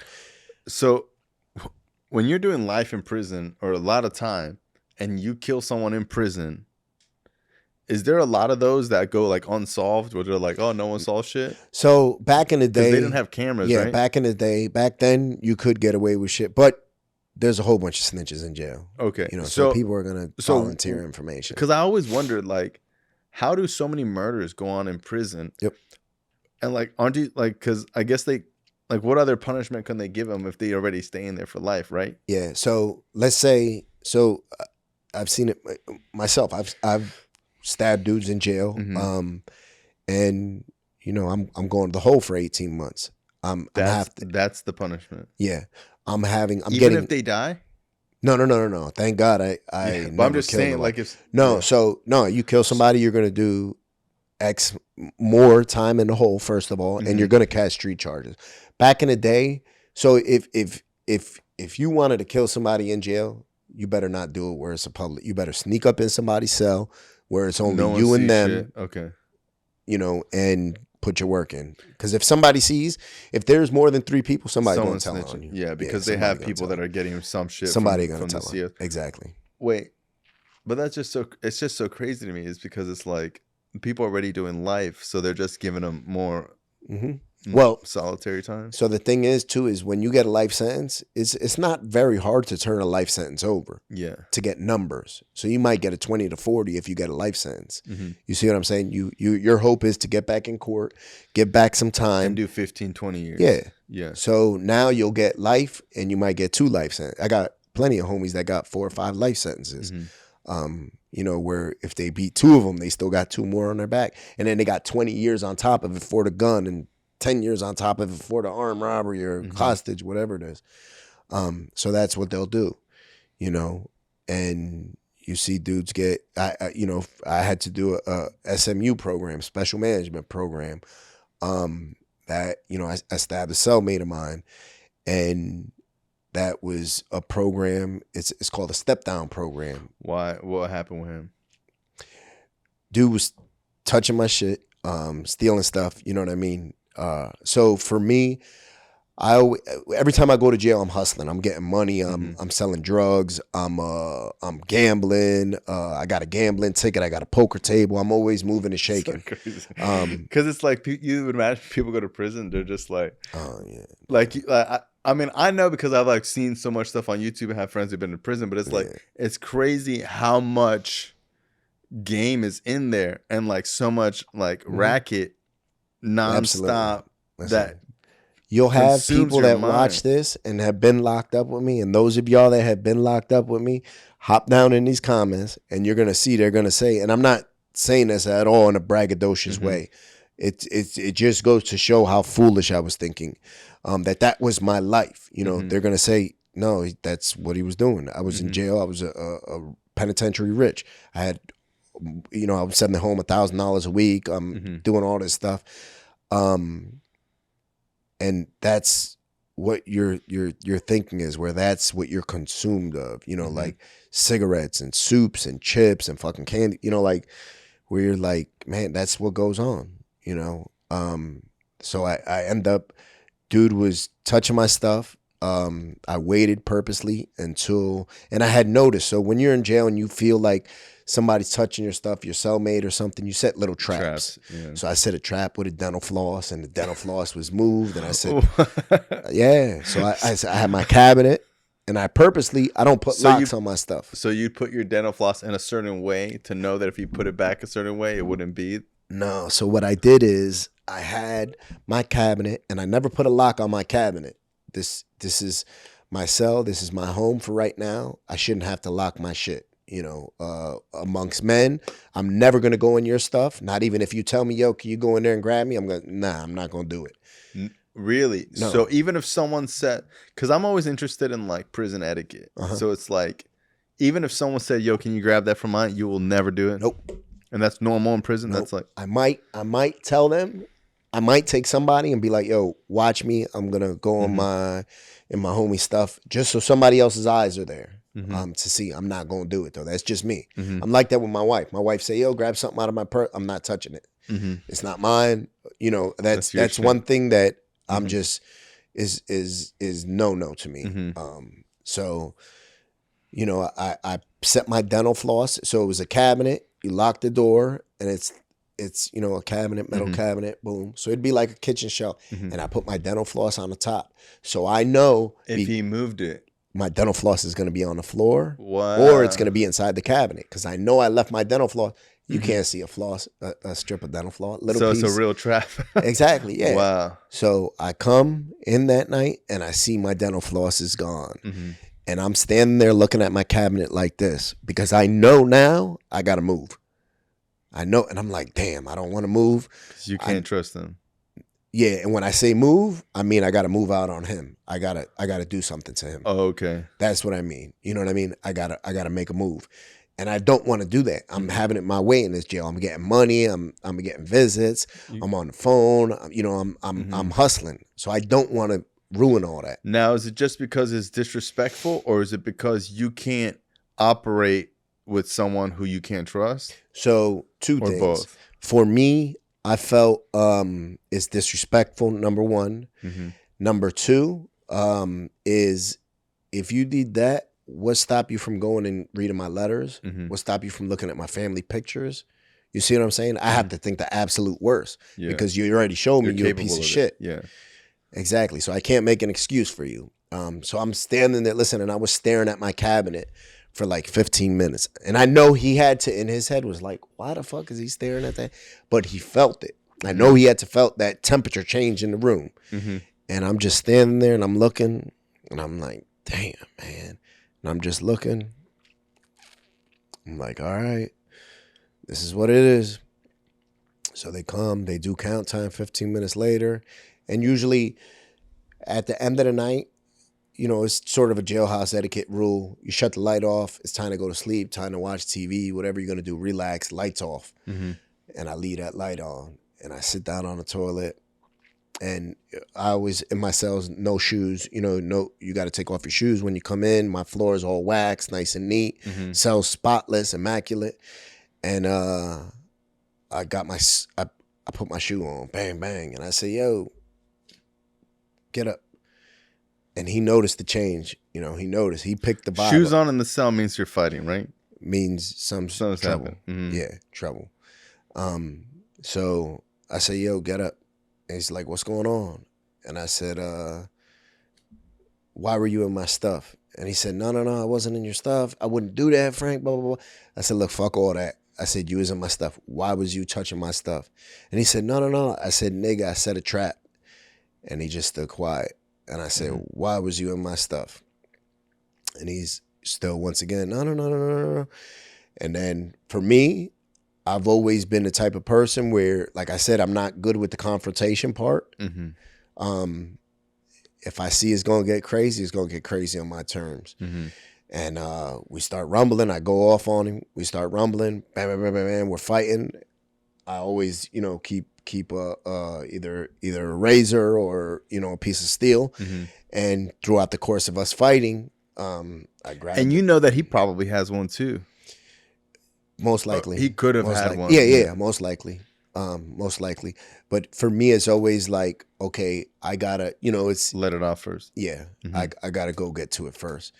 And as soon as you know, I stabbed him up, he starts hollering for the guards. You know, I gave it to him a couple times, and then now you hear other people are yelling from the thing, yo, you know, leave him alone, Frank, you're gonna kill him, you know, shit like that. They don't know what's going on, but you can tell there's a change in somebody's voice when it's that type of situation. You know, it's just a change. You can, and somebody's voice too, the screaming just turns differently. It's not like an anger scream. It's a scream It's like a pleading. Yeah. And I stabbed him up a couple times. And then I told him, nigga, get on the gate. And I said, call the cops. And I told him, like, he was trying to come back in. We were still in the cell, but he was trying to come back into the cell. And I told him, I said, get on the gate, turn around, face the gate. I said, do not turn around, because if you turn around, I'm going to take it as a sign of aggression. I'm going to give it to you again. You know, and I had stabbed him up 3-4 times. And he was bleeding. And I remember seeing the blood running off his hand and puddling on the floor. And I was like, oh, man. Then it starts settling in with consequences. What did I do? What did I do? And I was like, he's like, oh, I don't feel good. I don't feel good. And you see him getting pale, you know, and then, so at night, once they do that last count, the guards on the block can't open the cell. They have to get a lieutenant, and then now they got to come with a video camera. So it's 10 minutes, you know, where if that was during the day, it would be no, they could have opened the cell and got him right out. They can't do that because that last count is secure. Protocol after night count, lieutenant, video camera. So if I didn't show him grace, I could have killed him in the cell. That's not what I wanted to do. You know, I just wanted to sort of teach him a lesson, be like, look, you can't do this. You know, they come grab him, take me out. And I always had a homie that had my PIN code, had an address, and say, yo, because of the type of shit that I was into, was, you know, I could, the potential to go to the hole at any time. You know, send this letter out, and then this letter explains, yo, this is what happened, and hop on the phone first thing in the morning and call my people and just let them know, yo, Frank went to the hole. I don't know what happened. Call and check on him, because if I go to the hole and it's me getting into it with a guard, they're going to beat the shit out of me. So call and make sure he's all right. You know, and that's what happened. Go to the hole, end up.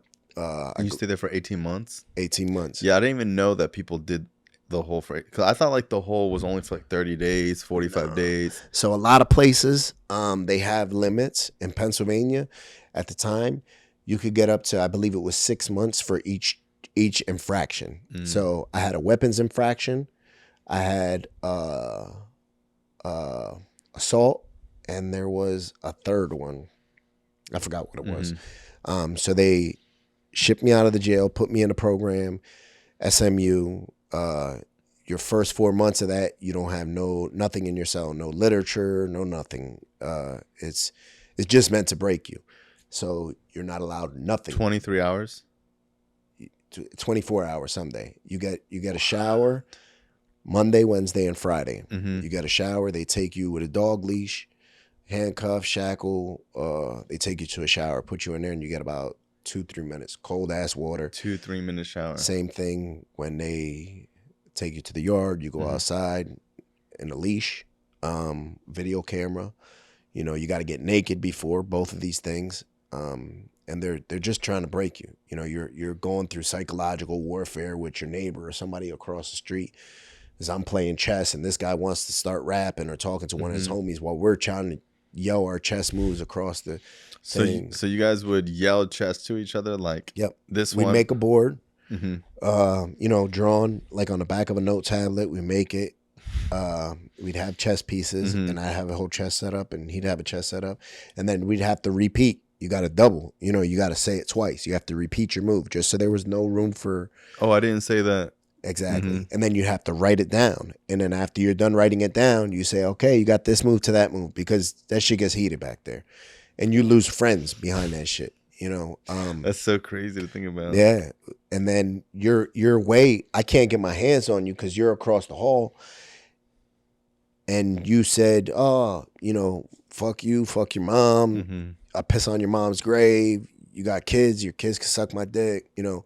So now I can't get my hands on you. So what I'm gonna do is I'm gonna take my toothpaste bottle or my shampoo bottle or milk carton, and I'm gonna beat off. I'm gonna save my cum, you know. I'm gonna save my piss. I'm gonna save my shit, and anything nasty I can find, I'm gonna put it in here, and I'm gonna let it fester and let it cook up for a couple days.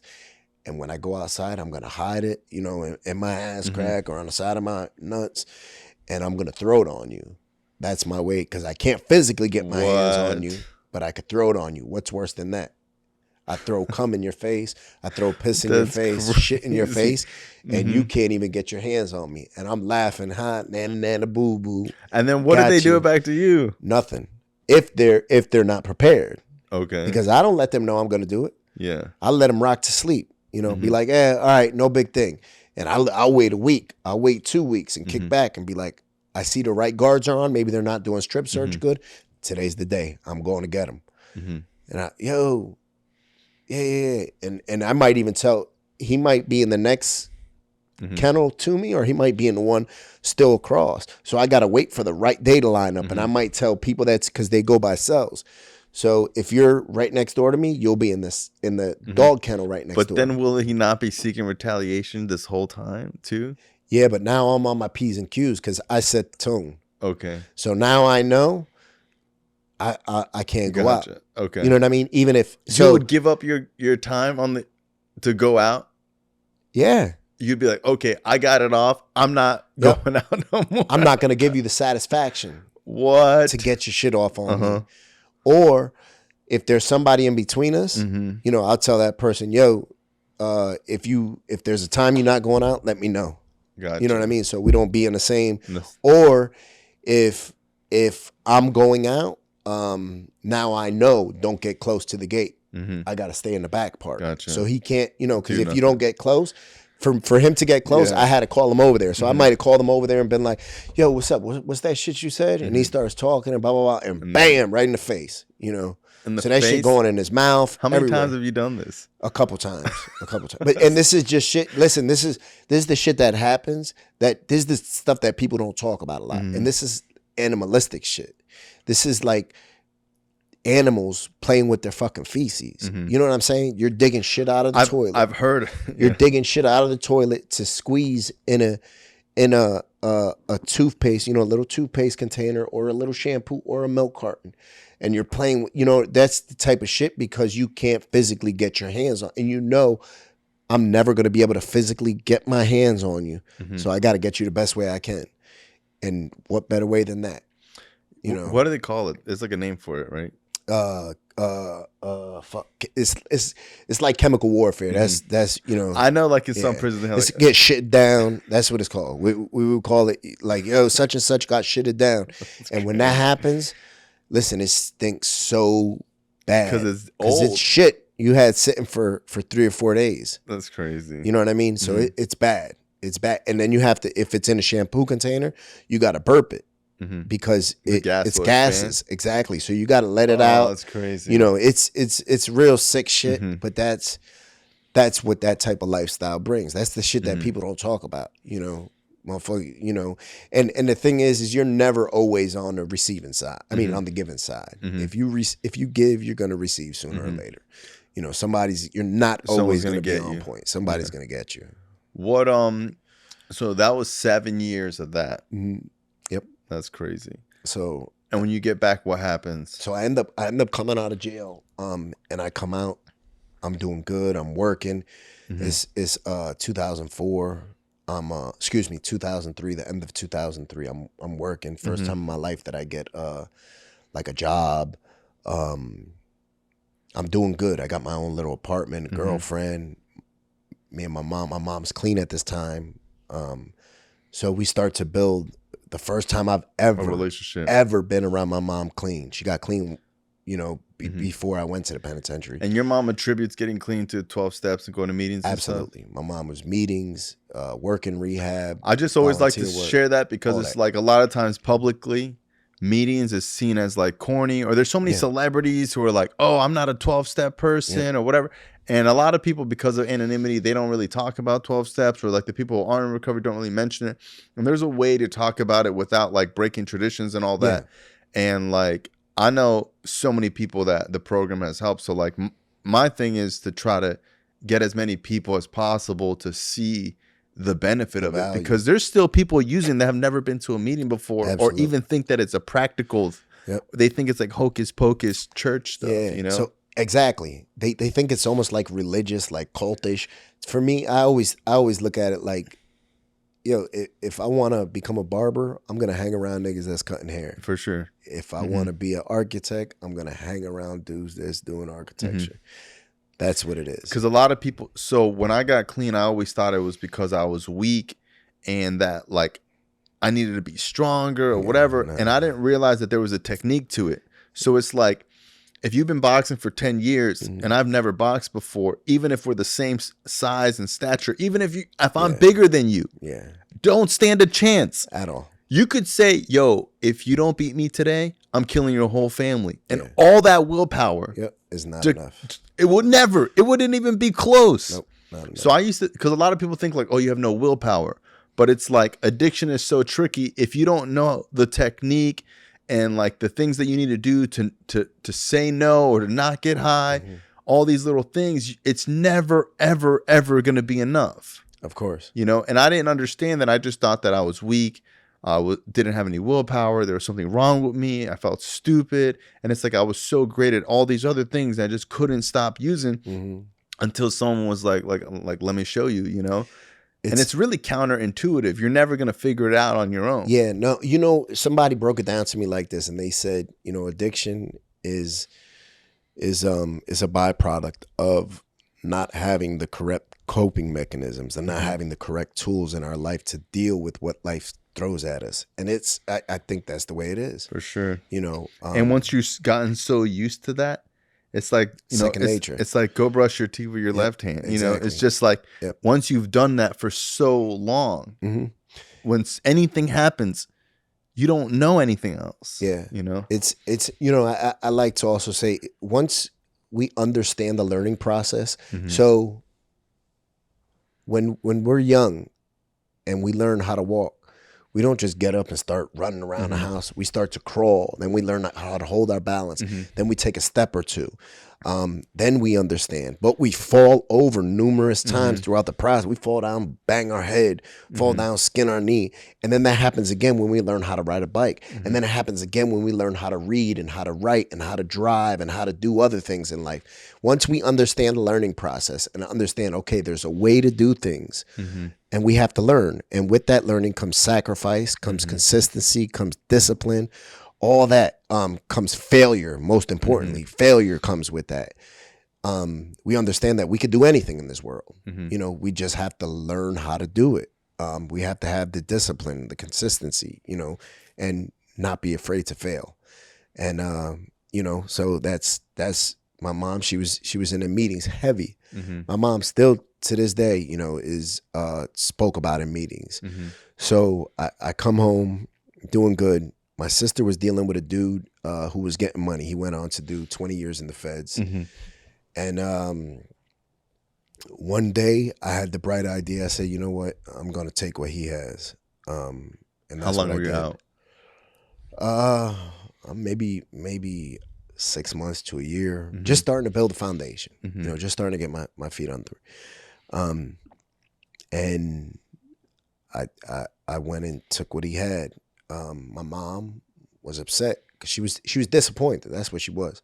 She was disappointed in me because I was doing good and now I backpedaled and fell back into the streets. And my mom always knew about me. So my mom's greatest fear was the cops was going to kill me because of the way I used to be. That was her worst fear, was the cops are going to kill me. Not, you know, I'm going to go to, she would say, no, the cops are going to kill you. That's what's going to happen to you. So my mom was upset at me and disappointed, and I didn't see it as that. I seen it as, you took my sister's side. This is a brother and sister thing. You took my sister's side, not my side. You always rode with me, you know, all that. So I stopped talking to my mom. This was in October. Thanksgiving comes. Mind you, me and my mom are like this. What year is this? 2004. 2003, excuse me. The end of 2003. Like November, fallish. Thanksgiving, Christmas. So I don't talk to her. And mind you, me and my mom are like this, even during the addiction, just got closer when she was present now. So I don't talk to her. December 13th is her birthday. I don't talk to her. Christmas, don't talk to her. Being stubborn. New Year's Eve, family sets us up. We end up being in the same room together. As soon as I see my mom there, I said, I'm all right. I'm out. My mom comes out on the porch. She said, look, I love you. I said, yep, I'm out.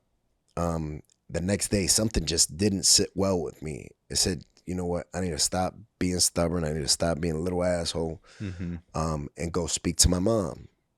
So January 2nd, get dressed, shoot over to my mom's house. As I'm going in, she's coming out. She had a porch, a long porch. I said, damn. She's like, good to see you. I said, look, I want to talk to you. She said, hold on, I'll be right back. She said, just, give me about a half an hour. I got to go pick up a friend. I'll be right back. I'm still waiting for her. She never came back. She ends up getting in a head-on collision and gets killed in a car accident. Next thing I know, my cousin calls me, says the police are at the house. You got to go to the hospital. I go to the hospital.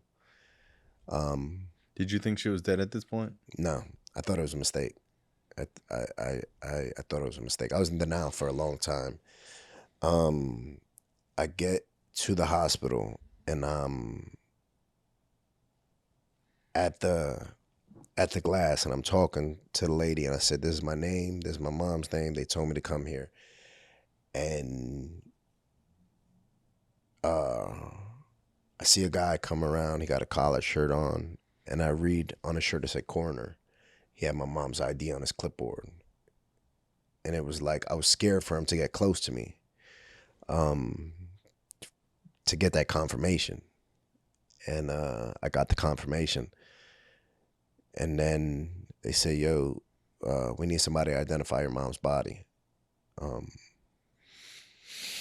And got younger siblings. I wasn't going to let them do it. So 15 minutes later, I'm identifying my mom's body. Go downstairs in the coroner's office. She's sitting on a corner slab, laying down. I'm like creeping around the corner. I'm scared to like break the threshold of the door. And I see her feet. I see the white sheet and I see her feet. And I look up, and then they try to like clean her up, but she was in a car accident, so her head is split open.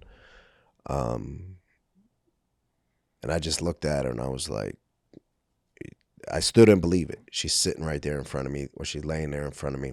I didn't touch her. I didn't kiss her, none of that. I was just in shock. Go home. That night, instantly jump right back into the streets. Up to then, I was doing good besides robbing my sister's boyfriend. I jumped right back into the streets. That same night, I said, my mom, she ain't had no money. Somebody got to pay for this funeral. So spend the whole night grinding. Next day, I try to get some sleep.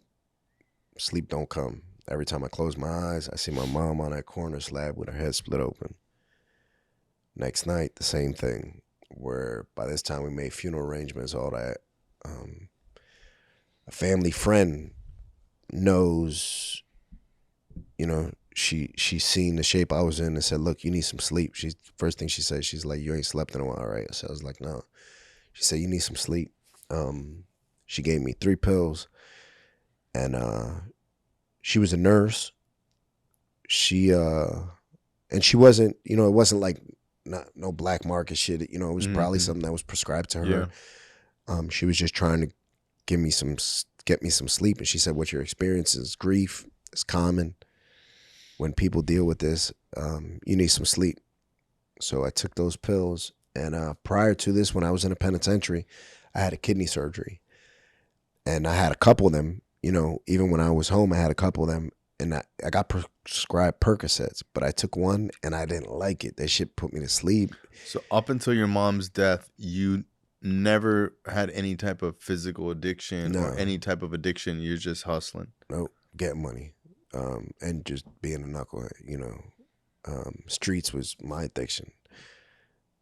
Never, if anybody would have ever told anybody that knew me, Frank is gonna end up having a drug problem, they would have been like, not at all. Mm-hmm. Even at the height of my addiction, people didn't believe it, because that was the complete opposite of me. Mm-hmm. And as soon as I, ran through those 3 pills she gave me, in my head, I said, oh shit, I got those other pills in my medicine cabinet. I should have just thrown them away. When I took the first one and didn't like it, I should have just thrown them away. I don't even know why I kept them. I started taking perks. I was taking them at first to go to sleep. Then I'm taking them to wake up. Then I'm taking them because it's sunny, because it's cloudy, because I'm happy, because I'm sad, because the wind done blew this way. Taking them for every little excuse. And then I realized, damn, I got a problem. So I say, I'm going to stop taking them. Mind you, this time I'm still in the streets now, because once my mom left, the only thing that would put a smile on my face very temporarily was getting money and blowing money. I'd be sad, I'm going shopping. I'm happy, I'm going shopping, whatever it was. No, we're talking about like making money. Like, how much are you making at this point? I was making money. Friday and Saturday, guaranteed, $15,000-$20,000 each night, because I had customers that would buy weight, so I'm seeing $15,000-$20,000 each night, Friday and Saturday, and then throughout the week, $5,000 to $7,000 depending. And I realized I had people that would take my trips for me, to go to re-up, and I had this girl that was her job. I used to pay her to hit the road for me. And I said, man, I don't feel good. It was the middle of summer. I said, I don't feel good. I said, I feel like I'm getting the flu. And I used to trade her pills too and buy pills off of her. So she said, do you stop taking them pills? I said, yeah. She said, you're getting dope sick. And I was like, what? I was so offended. I was like, what the fuck? What did you say? She's like, you're getting dope sick. You're going through withdrawal. And I remember I was so disrespected and offended. I wanted to punch her in the mouth. And I was like, you fucking stupid. You telling me, she said, if you sniff a bag of dope, this is what's going through my head. I didn't verbalize it yet. So she said, if you sniff a bag of dope, you'll feel all better. I promise you. And then I was like, man, what the fuck is wrong with you? I said, you talking to me, you fucking stupid, and got out of the car. And she ended up messaging me. It was like, look, I didn't mean to offend you. I'm just trying to help you. So at this time, I had a couple different spots I was getting money, and I had some dope that wasn't that good. It was probably a 5 or a 6 out of 10. So in my head, I was like, you know what? I can sniff that 6 out of 10. It's not like doing a 10 out of 10. And that's what I did that night. I couldn't go to sleep. My body's going through the withdrawals. I didn't know what it was. And I sniff a bag of dope. And throughout the whole time, I know I'm taking the mental steps. I'm going to get the dope. I get the dope. I'm opening it. I'm spreading the line out. I'm getting a straw. I'm doing all this, and I know instantly, Frank, you tripping. What are you doing? What are you doing? What are you doing? Because this is the first time going from pills to dope. And I seen what it did to my whole family. I had aunts that died from AIDS. I had family that overdosed. I seen what it did to my mom. I seen this firsthand. And I still did it. And when I did it, I felt better than I ever felt in my life. That experience was, I understood why this shit grabbed people in a headlock. I understood why it did that. Not only did I feel good, I had energy. I was like I seen the world differently. And I was like, oh my goodness, slept good, woke up in the morning with energy. Happy. Yeah. And then I sniffed another bag and I was like, oh shit, and I'm going up and I'm moving around and I'm doing stuff that when I was messing with the pills, they would put me down and I was like all messed up and I'm moving and shaking. And I was like, yeah, because people see people do heroin and they're on the street nodding and stuff, but they don't understand that there's this phase of like productivity. And I always tell people, like, if you're on dope or even like strong opiates and someone was like, you got to go paint that fence in 100-degree weather, you could do it with a smile on the fence. Yeah, a smile on your face. With a Q-tip. Yeah, with a Q-tip, motherfucker. Left-handed. Yeah, and that's what it was. And then I think just the routine of it, keeping a bag of dope, having a straw, just all the routine of it chasing it with a little bit of water so it flushes through my sinuses. Just the routine of it. That first puff of a cigarette after, sniffing a bag, I became in love with it all. And I realized I didn't even like to look in the mirror at this time, I started to realize, I was like, hold up, this is something. My family, they knew a change in me, but they also knew, all right, he's seen his mom on that corner slab. Like, what could we tell him, And for me, there was, and I was so gone at that moment that, Dolly the sheep, this was a thing where a sheep had been cloned in like Sweden, and the sheep's name was Dolly. And I told myself, all right, if I could get up a couple $1 million, I could bring my mom back to life. I can clone my mom. I had her hairbrush. I said I could, if I get a couple $1 million, I could clone my mom. We can make this happen. And that's what I was running after. But it wasn't, to hear somebody, even now in this day, this technology, you're like, no, that's not going to work. You couldn't tell me it wasn't going to work. I was angry. I was hurt. I was lonely. I was everything, all emotions in one. And I knew I was fucking up though. So then I ended up getting picked up by the attorney generals. They had a case on me from like February or March. They picked me up in December. I go to jail again. I get a 5 to 10 this time for getting money. And I'm in jail this time, and I'm really having it my way because prior to going to jail, I was visiting my cousin, and they see me come with the nice car, and they see me come with the big jewelry, and this was at a time where, you didn't see stuff like that. And I'm coming into jail, and I'm visiting my little cousin who had just got locked up, and I'm putting money on his books, and the COs know me. And then 2 weeks later, I'm in that same jail, and the COs tell me straight up, hey, you remember me? I checked you in that time? Yeah. If you need anything, holler at me. I was like, all right. I was like, what the fuck? It's like, no. If you need anything, holler at me. And I was like, is he telling me what I think he's telling me? And sure enough, he was. They was like, this dude getting money. He's in the streets getting money. And the thing is about jail, especially when you go into the county prison, I might have done business with 5 people in that jail. But if you let the people tell it, 50 people in the jail said, no, he was getting money. Yeah. Listen, I had stories. When I went into that jail, I had stories that dudes was like, yo, I heard your homie Eddie came home from jail and you took him shopping and gave him $10,000. This shit never happened. But this is what the stories people were saying. Yeah. And it came from the dude himself. I was like, why would the fuck would he tell somebody a lie that I gave him $10,000 and took his shopping? But I said, that's just the way it works. That's the way the streets are. They're so fucking phony and such an illusion. That's what it is.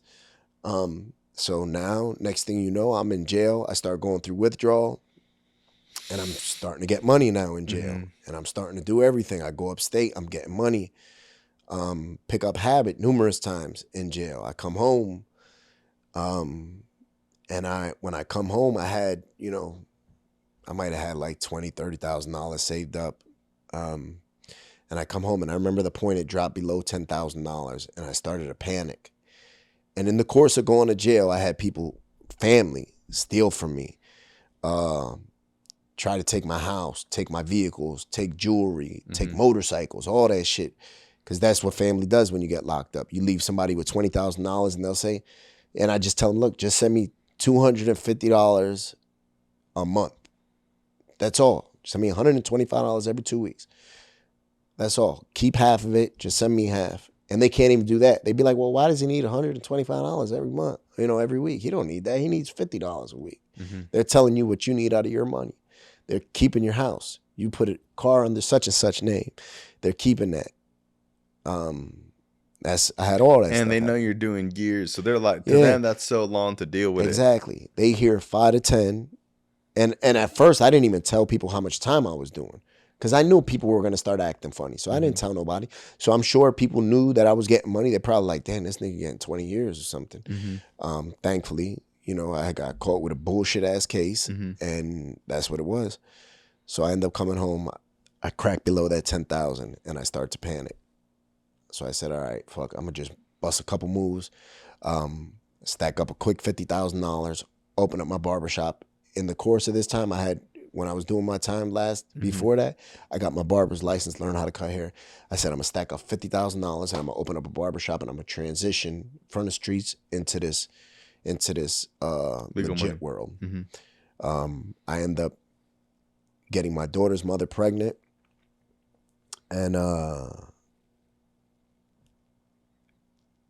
I start getting high again because I started hustling. And I'm in a halfway house in Philly, and at this time in Philly, I was home before I went to the halfway house, and there was a lot of cops that was getting killed by dudes that was on parole. So anybody that had violence in their jacket, if you had a shooting, if you had guns in your record, they sent you back to a halfway house because all these cops were getting killed by dudes with violence. So I was one of those dudes that fell into that. My daughter was about to be born. They told me they was going to let me go. They didn't let me go. So I leave the halfway house, pack up, pack my shit. I'm out. And go so my daughter could be born. That relationship was absolutely toxic with my daughter's mom. 3 months later, I turned myself in. I go back to jail. What was supposed to be, you know, a 6-month little bid just because I left the halfway house ends up turning into 3.5 years because I cut somebody. Wow, so you're supposed to do 6 months, and because of your bad behavior, you did 3 years? Yeah, I get kicked out of 2 different jails and go through 3 years, end up having to complete my sentence because I end up cutting somebody behind a drug that they owed me money, and I felt like they was taking too long to pay me and end up cutting them. Going to jail, you know, while I'm in jail. And then I end up maxing my sentence out 2012. I come home. I had some jewelry left and I sold my chain and opened up my barbershop. Now, when you get out this time, are you clean? Are you trying to change your life? Like, what's going on in your headspace? Are you like, are you thinking like, I'm getting too old for this? My daughter. All I wanted to ever be was a good dad. I said, if I can just focus on being a good father, I'm going to be a good husband. I'm going to be a good community member. I'm going to be everything else. If I'm just a good dad, because if I'm a good dad, I'm going to show my daughter how to treat her mother, you know, all that. I just focus on being a good dad. Focusing on 10 different things. Just focus on being a good dad. If I'm a good dad, everything falls underneath that umbrella. So I was focused. I'm doing good. Me and my daughter's mom, I end up leaving her. She would like play the I'm gonna take your daughter, I'm not gonna let you see her, that type of stuff. So I left her. In the course of that, I ended up meeting my wife now. And my daughter's mom got jealous. So she knew about something that I had done in my past and said, look, you don't come home by Friday, I'm calling the cops. I'm giving them these pieces to the puzzle that they need. And I said, well, you got to do what you got to do. You know, it was toxic where I had thought about like burying her, you know, killing her. And I said, my daughter's going to lose both her parents. So there was no way I was returning to that system. I mean, to that situation. And that's what she did. She called the cops. I get locked up. My bail was like a punk ass $2,500. And when I left her, I had paid up. I ended up living in my barbershop because when I left her, I just grabbed literally a bag of clothes and left and just was like, I'm done. You could have everything. I just need to get out of here before I do something bad. And I started staying in my barbershop. So I went and paid my barbershop rent up for 6 months, you know, and put money ahead on electric bill and a heat bill. And I had maybe like $1,500 left to my name at the time. And my bail $2,500. So I ended up needing like $800,000 after it's said and done. Nobody in my family would give it to me. Wow. But when you were, yeah, I'm paying mortgages. I'm giving you money to go on vacation. I'm doing all that stuff. But at the same time, when I got locked up, I had a Mercedes and I had a BMW. And that same night, these family members took my Benz truck and they're driving around in it and they're, taking my glasses out of it and like, no, every time Frank go to jail, he go for years. He don't need none of this. They're driving my truck around, driving my Beamer around. And I'm asking them, I'm saying, yo, I just need this. It's not like I'm in the streets. I've been doing good. I'm going home to my business. I'll give you the money back in a week. That's all I need. Nobody. No one would pay your $800. So it made me realize, me and my wife are on the phone. We're scrambling like, all right, how are we going to do this? And we're not married at the time. We just got together a couple months. This is your current wife? Yep. So let me just back up a little bit. I end up making bail, right? We end up scrounging the money together. And I end up making bail. Matter of fact, my father was the one that ended up letting me borrow the money. So I come home, make bail, and this, I'm not expecting anything to really come out of this. I thought at worst maybe I'll get drug court or something. I was going to play the addiction card even though I was clean. But I knew I had addiction in my jacket, so that could possibly work. Throughout the course of this, my wife now, she ends up getting pregnant. I end up falling in love with my wife. Like, so we got to talk about it because honestly, I think the relationship you have with your wife is probably like the most interesting thing because you just don't seem like a dude that like falls in love. Yeah. Like prior to this, it seems like women have been in your life, but you're not like a lovey-dovey dude. You're not looking for romance. I had been through, having girlfriends and having mess around with your homie while you locked up and have them take your money and have them leave you. I've been through all that shit. My wife, who at the time was my girl, so back in the day, I met her originally because her and my sister were good friends. And we used to deal with each other, but I was in the middle of my addiction. She was in her addiction. She was in a relationship with her child's father, and we used to deal with each other over the years. But I always told her, I said, "Yo, I'm gonna come back and snatch you up when our paths cross. When we're both, doing good." And then our paths end up crossing, and so we went out of town one day. And there was like something was going on. We went to New Jersey and something was going on in the city, and all the hotels were booked. So we go to hotel after hotel, like 5 of them. They're all booked. So it got to the point where I would just pull up and she's like, just pull up. I'll run inside real quick and I'll go and find out if there's a room. So, the first couple times she goes, nothing.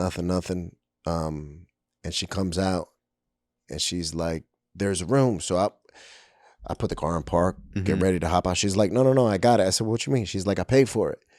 And I was like, she didn't know that before we left on that trip, I had heard her speaking to her mother about how, she just had like $300 to her name. That's all she had. She had just got clean. She was living with her mother at the time. And I knew that that's all she had. She knew that I had money at the time. So she paid for it. So I was like, damn, she just spent that, those $300 that she had. She probably just blew that on a room for us, knowing that I was going to pay for it. I offered, here, I'll give you the money. She's like, no. It was just special. That to me was special alone. Not to mention, our chemistry was just good together. Even in the midst of getting high and all the bullshit. And then when we're not getting high, it was just even better. So that was something that was special to me. And I was like, damn, that I'm used to women wanting to be around me for my money, because of my name, because of respect level, all that other shit, all the superficial stuff. She didn't care about none of that. Do you think, like, how long did it take for you to be with her? Like, damn, I'm in love with this girl. Pretty quick, because she gave me a peace of mind. She put my mind at peace in the time when it was going through some of the most turmoil shit. When I went through losing my mother, that was hard. When I went through losing my daughter because of her mother, not allowing me to see her, like literally, like, if you want to see your daughter, you have to come and see me, like that type. That was the worst shit I ever been through. That was horrible. You know what I mean? That shit had me, I'm telling you, on the verge of committing homicide. And it was so crazy because I was like, I can't do that. That's my daughter's mom. I can't hurt her because I'm going to hurt my daughter. That it was just so, I had never been through, felt so powerless. Like that shit brought me down to tears. I didn't cry at my mom's funeral. That shit brought me down to tears, getting the paperwork saying I have to go to court for my daughter. Where I was like, hold up, I'm not a bad father. That shit was it just blew my mind. And she brought me a peace of mind. She was like, don't worry, everything gonna be all right. She's like, we'll figure it out. And, that amongst other things and just the person she is, it just was reassurance and comforting. And like I said, she gave me a peace of mind for the first time, maybe in my whole life. I didn't have a peace of mind, but I had it when I was with her. And I realized, damn, this is special. And then my family, my sisters, the people I cared about the most, they was like, you better not fuck this up. My sister, they don't like nobody. And they was like, you better not fuck this up. You have a good woman, and everybody said that, everybody. And I was like, all right. And she loved me for me. We went from, like I said, back in the day, she used to count my money for me. You know what I mean? She used to, so she knew that shit didn't matter to her. We went from at one time having nice cars to having nothing, to sleeping on a fucking barbershop floor on an air mattress that didn't hold air the whole night. We had to fill that bitch up in the middle of the night, and that didn't mean nothing to her. She was like, I don't care. As long as we together, we good. That was priceless to me. Priceless. I'm the type of person that I don't get close to many people, but if I do get close to you, I'm riding. We're riding till the wheels fall off. And that was what I found in her, and I found the same from her. So I realized, all right, I'm gonna return that to her. So she gets pregnant 6 months into her pregnancy. And mind you, all the course that we're going through bullshit with my baby mom tried to run us over. She was 6 months pregnant, hopped the curb with her car, tried to run us over. That's crazy. Try to run her over, all types of shit. Everything you could think of, we've been through with my daughter's mom. And she was always there and was like, don't worry, we'll get through it. We'll get through it. We'll get through it. And then December 23rd, 2 days before Christmas, I was supposed to get drug court. So drug court means I don't go to jail. I just participate in this outpatient drug program, and that's my sentence. And then at the last minute, my daughter's mom calls the judge and the DA and says, yo, he don't have no drug problem. That's all lies, blah, blah, blah, blah, blah. They give me a piss test. I don't have no drugs in my system. I told them, look, I had just stopped because I was getting drug court. They end up, judge says, all right, we sending you to jail. 2 to 7 years, 2.5 to 7 years. So I was like, can I at least have till after the holidays so I can, I own a business. I got to set my shit up. He said, no. It was Friday. He said, I'll give you till Monday. He said, I'm telling you right now, if you do not turn yourself in on Monday, you're not, I'm going to take that sentence back and give you more time. So I'm devastated. I go home. She's 6 months pregnant. I fell in love with her daughters, who they're my daughters, now. I fell in love with them. I didn't have much, but I was happy. There was no place else I would have Did rather you be. always love kids, or is this just something that had happened to you? Kids, I liked them. Mm-hmm. I liked them, you know. But I learned to be different. I didn't have to be like, through meeting my wife and becoming a father, and then becoming a father to her children, that they're not biologically mine, but they're mine. Mm-hmm. They're not mine through blood, they're mine through love. You know, Mm-hmm. I learned I don't have to be this gangster. I don't have to be this motherfucker that get money. Mm-hmm. I don't have to be that. I could be a father. I could be a dad. I could let my kids paint my nails. They could Mm-hmm. fucking put makeup on me. I don't Mm-hmm. care about none of that. That's what I like to be. That's what I want to be. That's the most important thing to me. Us as fathers, when we have girls, we are the first male that they will ever have a relationship with. So if we don't want our daughters Mm-hmm. to be stepped on, we better set that bar Set high. the standard. Exactly. Mm-hmm. Put that motherfucker up in the sky. And that's one thing I do with my children. I set that bar high. And it just those girls, they loved me, you know, and there was no strings attached. There was nothing that benefited them, you know, and her. So when I went to jail, I said, all right, I'm not into none of the shit that I was in before. I'm getting money, none of that shit. It's all dead. Mm-hmm. Even though I'd be, you know, before I was sending $1,000 a week home, you know, on a normal basis, I said, I'm not doing none of that because I want to come home. I refuse to do anything that isn't going to put me home. We get married throughout the course of me being in jail. We get married. She's there every single week with my son. My son ended up being born there every single week with my son, and with my daughters. Make sure money's on the phone. Make sure I have the little bit that I need.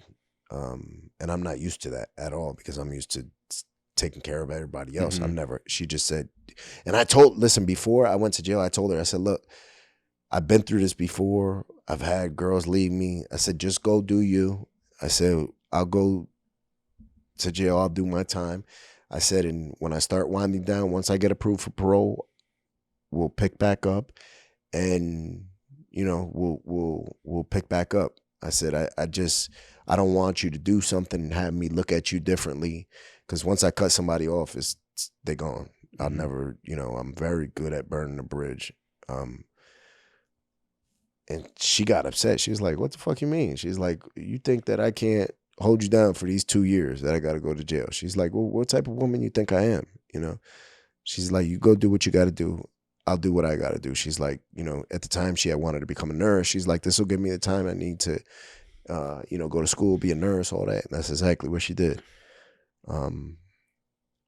And I started to realize, I was like, damn, she's investing in me. She's believing in me.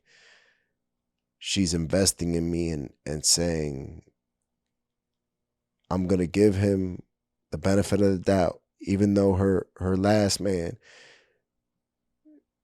went to jail and came home and then cheated on her and then put his hands on her and all the bullshit. You know, she said, I'm going to wipe that clean. And your whole track record. Exactly. So it's like, who's really going to bet against this guy? Even with prison, it's like the system ain't set up for you to change your life. It's like not at all. Such a small percentage of people that end up going to prison multiple times that don't go back. It's not conducive to change. It's not conducive to success. It's almost the opposite. Yeah. It is the opposite. Exactly. And one thing gratefully that people can't say about me is I was always, if I told you I was going to do something, that's exactly what I was going to do. Mm-hmm. You know, I wasn't going to tell you, all right, I'm going to be there, I'm going to do this, I'm going to do that, and I do otherwise. I wasn't, you know, the type of dude that was climbing in your back window and all that dumb shit. You know, so that was a good thing. I always had a good face, you know what I mean? That they knew, okay, he's a solid dude. He might be on some dumb shit. He might do this and that, but he's a solid dude. Mm-hmm. So I just say she's investing in me. I have to give her a return on my investment. So we get married. She's there for me. I come home. In prison every single week. Put money on She visits you every single week for 2 years? Every single week. 2.5 years. Every single week. Driving 3 hours. To visit you is 3 hours? Yep. With my son. Mm-hmm. We speak every day on the phone. I couldn't ask for more. I come home December 23rd, 2015. She picks me up. And it's like, it's heaven. I'm like, this is what I waited for. And I was fucked up because it's 2 days before Christmas and we got children and I can't provide for them. I'm used to, I'm a giver. That's the way I show my affection. I give people stuff, still to this day. And I can't do that. But she said, she's like, yo, we would go out to eat. We would go to buy the kids stuff. Mm-hmm. And she's giving me her bank card and saying, here, so I could pay. So I could give the waitress, so I could tip the wait, all that shit. Just to save me face. So she could be like, I know what you're used to. And even though you can't do that, I'm going to make it look like you can. Here, you pay, and it's not my money, it's her money, and that was, and never threw it in my face, never. Mm-hmm. So Christmas, cool, everything goes good. 6 months after I'm home, I'm fighting through custody on a normal basis to see my daughter. They're telling me I got to go supervise visits. Her mom is doing the supervised visits. We're living with her mother for the first couple months. And then my son, we're sleeping on an air mattress again. My son rolls off the air mattress, the one you met, Major, and almost falls, off a loft. And I realized, damn, I need to get my shit. I need to get busy. So I start doing everything I can. I open the barbershop back up. I'm selling fucking fire broken jail Amazon sticks. I paint. I'm selling paintings. I'm selling everything to try to make some money. But I told myself, there's no more. Streets is done. Mm-hmm. Everything legal, I'm gonna do. How old are you at this point? 35. That's when I finally got my shit together. 35, 36 years old.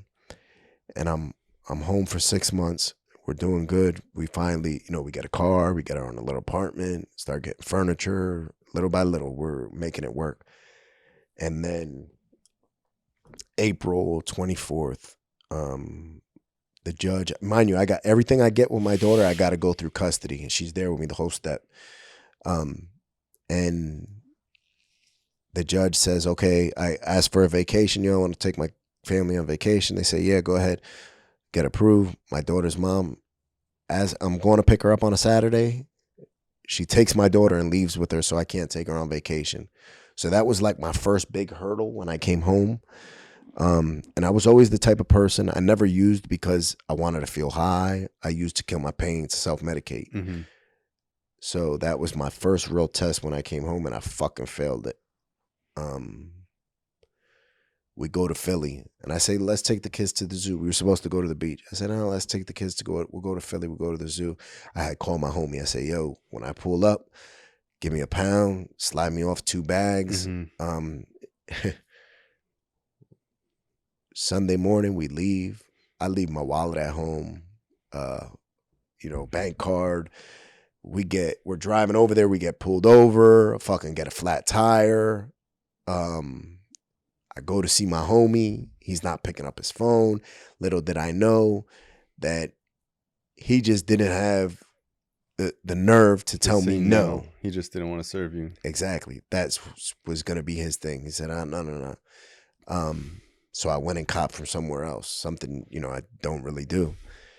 And we come home, and I got to wait for my wife and the kids to go to sleep. My wife is in recovery. She knows. And the thing with me is I was like, I'll sneak and I'll use, but I'm not going to do that to my wife, Mm-hmm.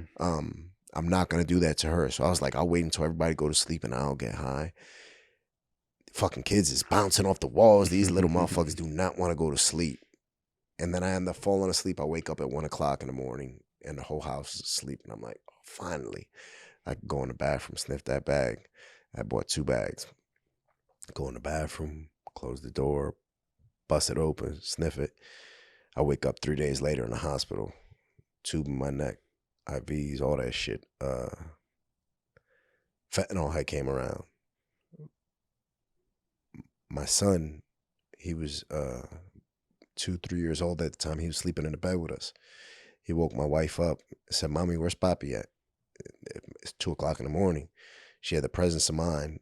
And my son, like, that was God that woke him up. If he didn't wake up, she don't wake up. She would have found me in the morning dead. She's a nurse.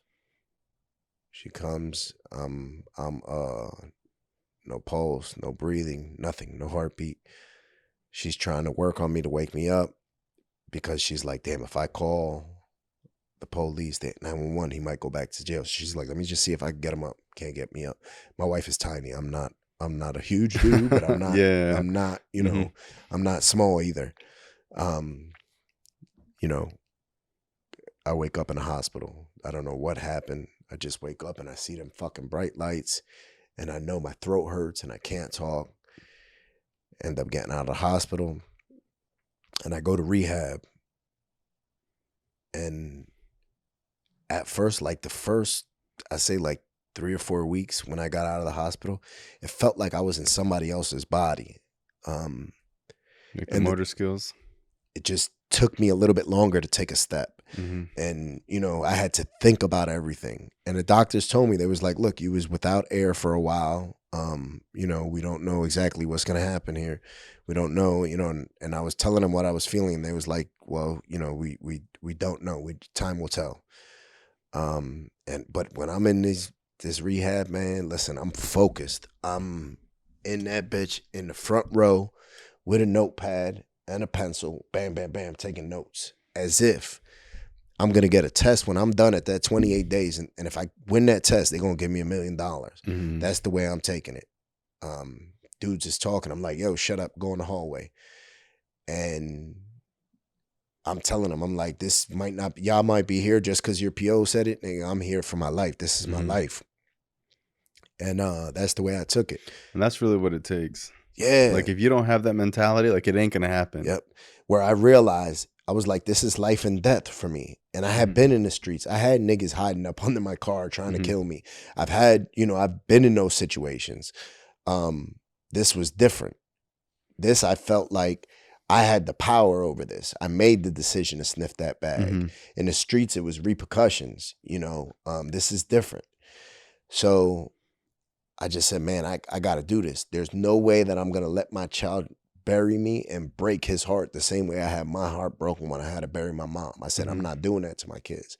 I'm not having somebody else raise my family.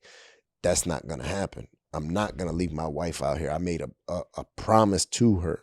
I got you. I said, I got you. You know, that's what I'm going to do. I'm not breaking my word for nobody.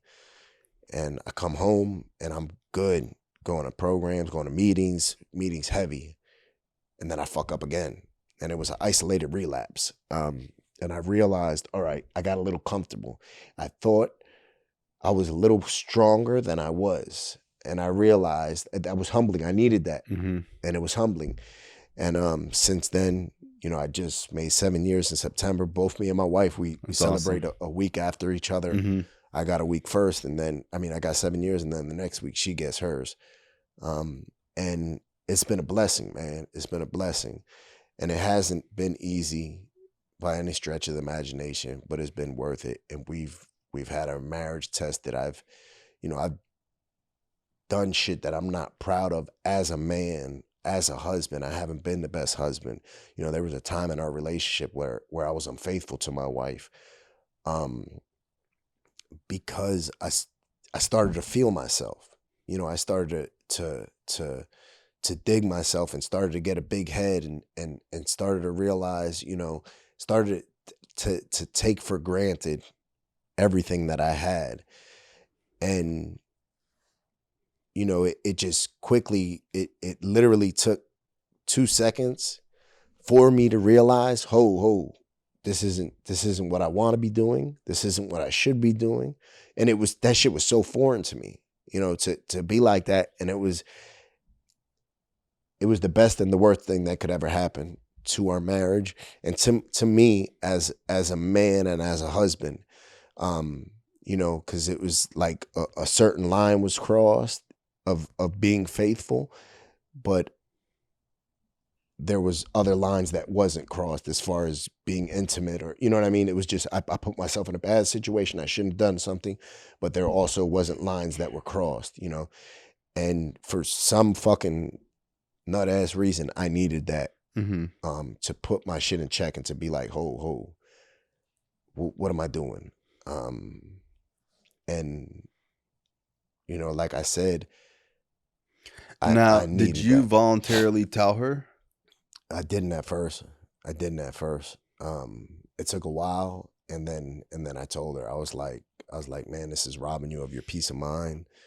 And I thought that if I didn't tell her, it would give her a peace of mind. And then I had to remember, hold up, she gave me my peace of mind. So I know I grew up without a peace of mind. So I said, that's the horrible and it's always shit. like, would you want to know? You know what I mean? Exactly. And I'm the type of person, listen, be brutally honest with me. If my breath smell like shit, tell me. I'm cool. I can handle it, you know? So I said, you know, I had to have that conversation. I said, look, do you want me to tell you what's up? Because I see what this does, and I don't like that. Just me as a man, because I would never, ever allow somebody to make you feel like this without doing some horrible shit. But I'm doing this to you. Like, what type of man is, you know, what type of example am I setting for my sons? What type of man am I being to you? And we just had to bust it up. We went to counseling, you know, and How long did you all go to counseling for? Maybe about a year. Wow. And it's and the thing is though is that I understand that just because we went to counseling, just because I've been honest, just because I moved on doesn't mean that's the same case. You know what I mean?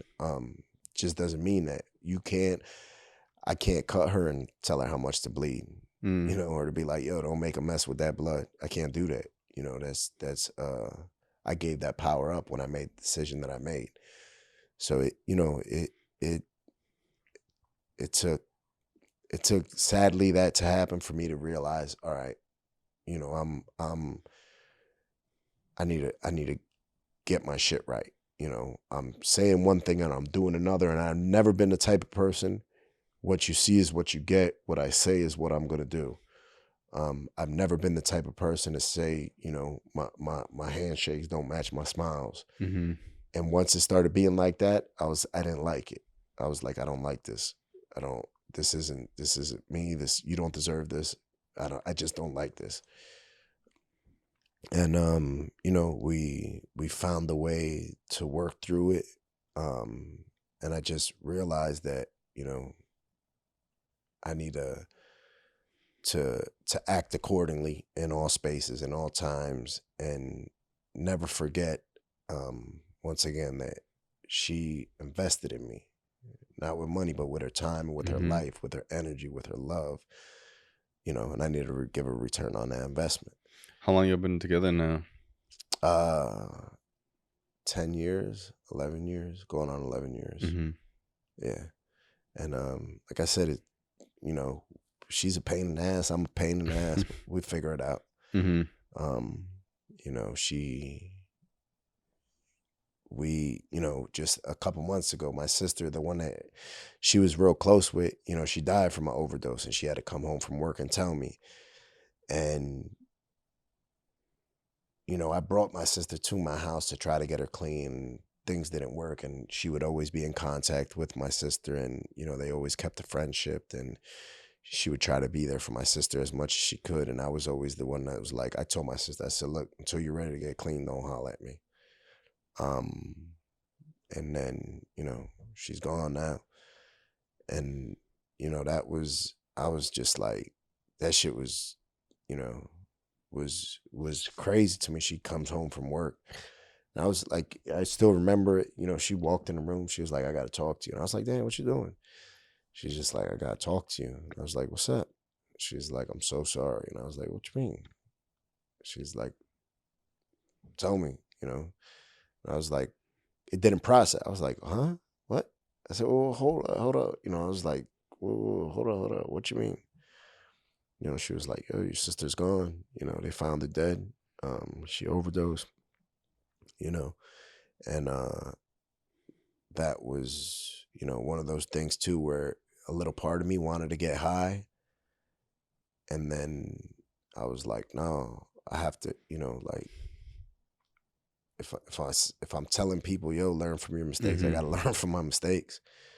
You know, and I just remembered and remembered to, you know, the work that I do in Kensington plays a big part, and it helps to keep me clean, because I see every single week what I stand to lose if I think I could have both. And by both, I mean drugs and my life now. I just can't have it, you know. It's not gonna happen. I just understand that now, you know, and I try to do the work. And I think, you know, a part of me also is like, I wasn't able to save my sister. Maybe I could save your sister or somebody else's sister. Because even throughout the course of that, my family would tell me, yo, you're going down there and you're like risking your life at times for people, but you won't even talk to your sister, you know? And I was just like, I can't do it. So my sister, you know, everybody in the city, when my sister started getting high, we started getting high together after my mom passed. And we both, you know, first we would do it. I would get high, she'd get high with her friends, you know, whatever. And then once I found out she started getting high, I said, all right, I'm going to give you the drugs so you don't have to go out and do whatever you got to do, or, you know, none of that shit. Cause my sister was brave. She would tell people, yo, Frank said, give him this and this and this. And they call me and be like, yo, your sister, I gave this to your sister. She said, and I said, well, what you mean? When was the first time I ever told you to give something to my sister? That should have been the first clue. I said, well, chalk it up, you know? So one time I put the word out that my sister went missing. So I put the word out there. I said, yo, if I catch anybody serving my sister, there's going to be some issues. So one of my homies called me. He said, yo, I just went into a house. Your sister is in there with 2 of her girlfriends, and the 3 of them are getting high. He's like, I seen she was in the room with her other girlfriend. He said, I left the back door open for you. I said, bet. So I go shoot through the projects, shoot into the back door, go upstairs, and I end up kicking the door down. She's in there with her 2 girlfriends getting high. I snatch my sister out, you know, grab her purse, throw her in the car. And I said, yo, I'm taking you to rehab right now. I didn't understand. This is just a couple months after I was still addicted to pills at this time. I haven't even stepped over the dope yet. I didn't understand the way addiction works. So I said, yo, who are you? Who's serving you? And I said, I'm going to ask you this and you're going to tell me. And my sister, I used to get crazy for her. You know what I mean? Like, protected. Yeah, bad. You know, like bad. So she knew my brother's gonna get crazy. So I said, you need to tell. I said, I'm gonna ask you one time, and that's it. And I said, you're gonna tell me, and that's it. So I said, who's serving you? And she wouldn't tell me. So I looked over at her purse, dumped her purse over, and I seen a bundle. I go grab a bundle, and I look at the stamp, and it was my stamp. Oh, no. Wow. It was my stamp. Yep. And that's shit, like, I was just going through a whirlwind of emotions. I was like, that's my stamp. I'm providing my sister with her drugs. And you're on pills, so you don't think you're an addict either. To you, people who do heroin are totally different. Very early in my pills. Before it probably had even realized that it was becoming an issue. And I said, I'm providing my sister with her fucking dope. So I was still looking for somebody to blame though. I said, who gave you this? And she was like, I got it out of your safe. So somehow she found a way to get in my safe. Mm-hmm. And I was supplying my sister with her drugs without knowing. And I would thought stuff would be missing, money would be missing, you know, but I was like, and I realized what I'm feeling right now, I've been making other families feel. Wow. You know what I'm saying? I made a lot of other families feel like that. I had a situation, you know, with a dude, he wanted some credit and I was like, no. He said, look, I'll pay you back tomorrow. And he said, look, just come in my house and see if you like something. And he's like, I'll give you the money back tomorrow. I just need to wait 12 o'clock for my check to clear. We went in the house and his kids were playing fucking Xbox when Xbox first came out. And we're walking through. I said, look, there's nothing I want. You know, and I just went into the house just to please him. Yeah, that's all it was. I didn't want nothing. I knew he didn't have nothing. And he ripped the fucking controllers out of his kids' hands and was like, here, take the X. And the kids are crying. And I was like, yo, what are you doing? And I gave the kids the controllers back and I called them outside. I said, yo, don't ever do that shit. You know what I mean? To your kids ever again. I said, here, take that. You know, I'll see you tomorrow. And I realized like all this stuff cards started coming back to me. And I realized, damn, I'm doing this shit to other people's families. And it's cool because it's not my family. But it ain't no fun when the rabbit got the gun. You know? Wow. Yeah. And it, you know, all that stuff. And so I felt a lot of guilt with my sister because I was, you know. You think that's another reason why you go to Kensington? Absolutely. Absolutely. And I think like my family probably knows that. My wife, they're not stupid. They know. And I think that's probably why she's so gracious and like maybe that's part of his healing process, whatever. I definitely think it is. You know, as crazy as it sounds or as it is. And I just, you know, 2 weeks ago lost somebody I was very close with in Kensington that I was there for his first interview, you know. And it was like, you know, it's just like, man, this shit it's taxing doing what I do, you know. It's very taxing. But it you know, I think it serves a greater good and it also keeps me reminded very much so. And it's just now it makes me ashamed to see what I was once a part of and what I once participated in. And once I, you know, the destruction that I caused.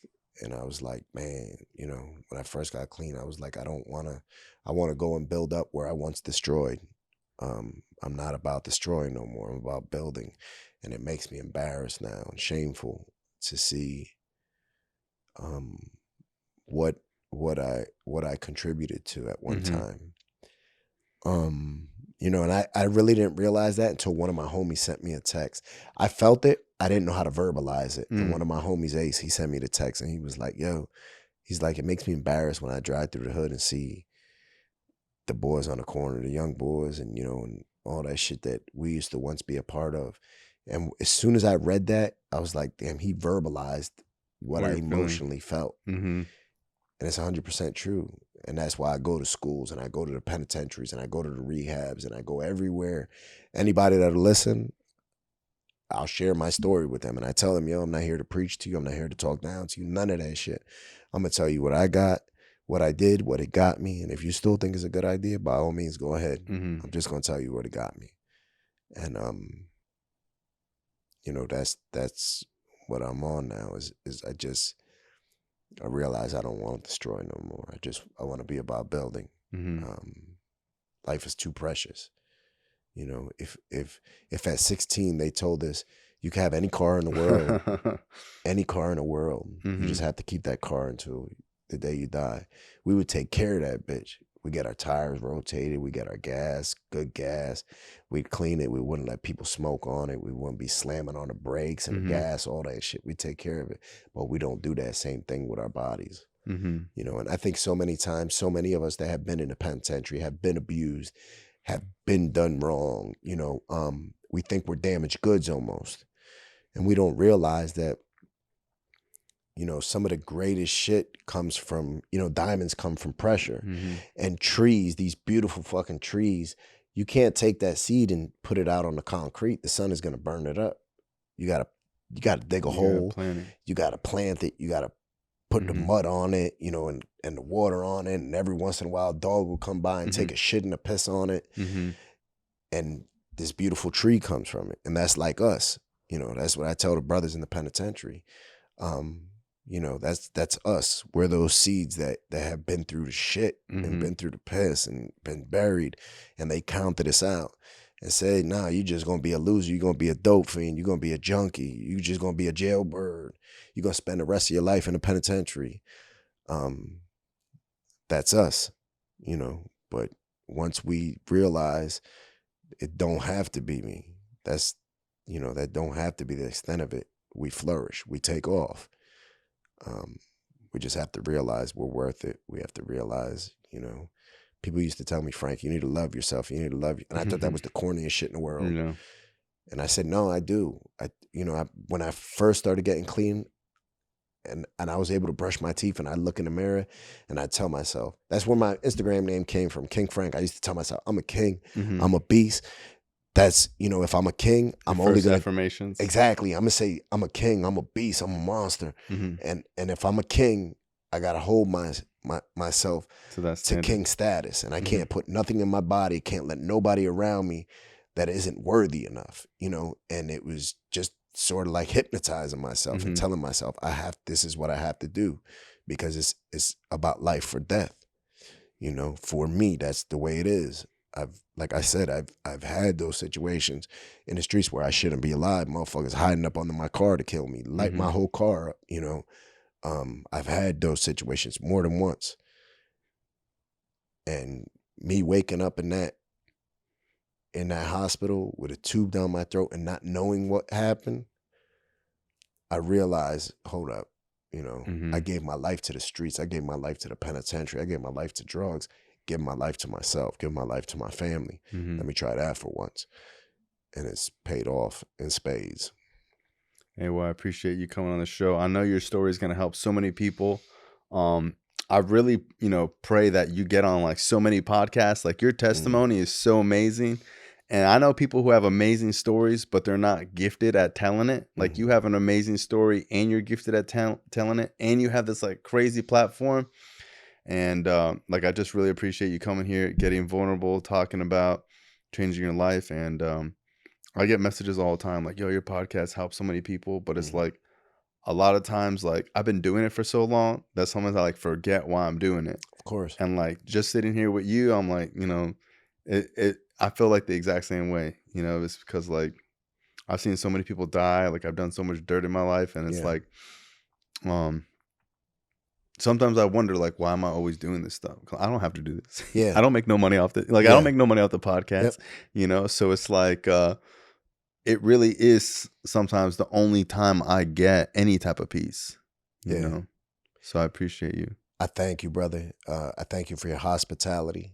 I thank you for your graciousness. I thank you for your platform. And I, you know, if there's anything that I could be a service of, you already did. I appreciate you. Yeah. I thank you, brother. I want to see you win at life and everything you do. And I thank you, brother. Seriously. Appreciate you. Hell has an exit. Absolutely. Appreciate you. Thank you, bro. Thank you.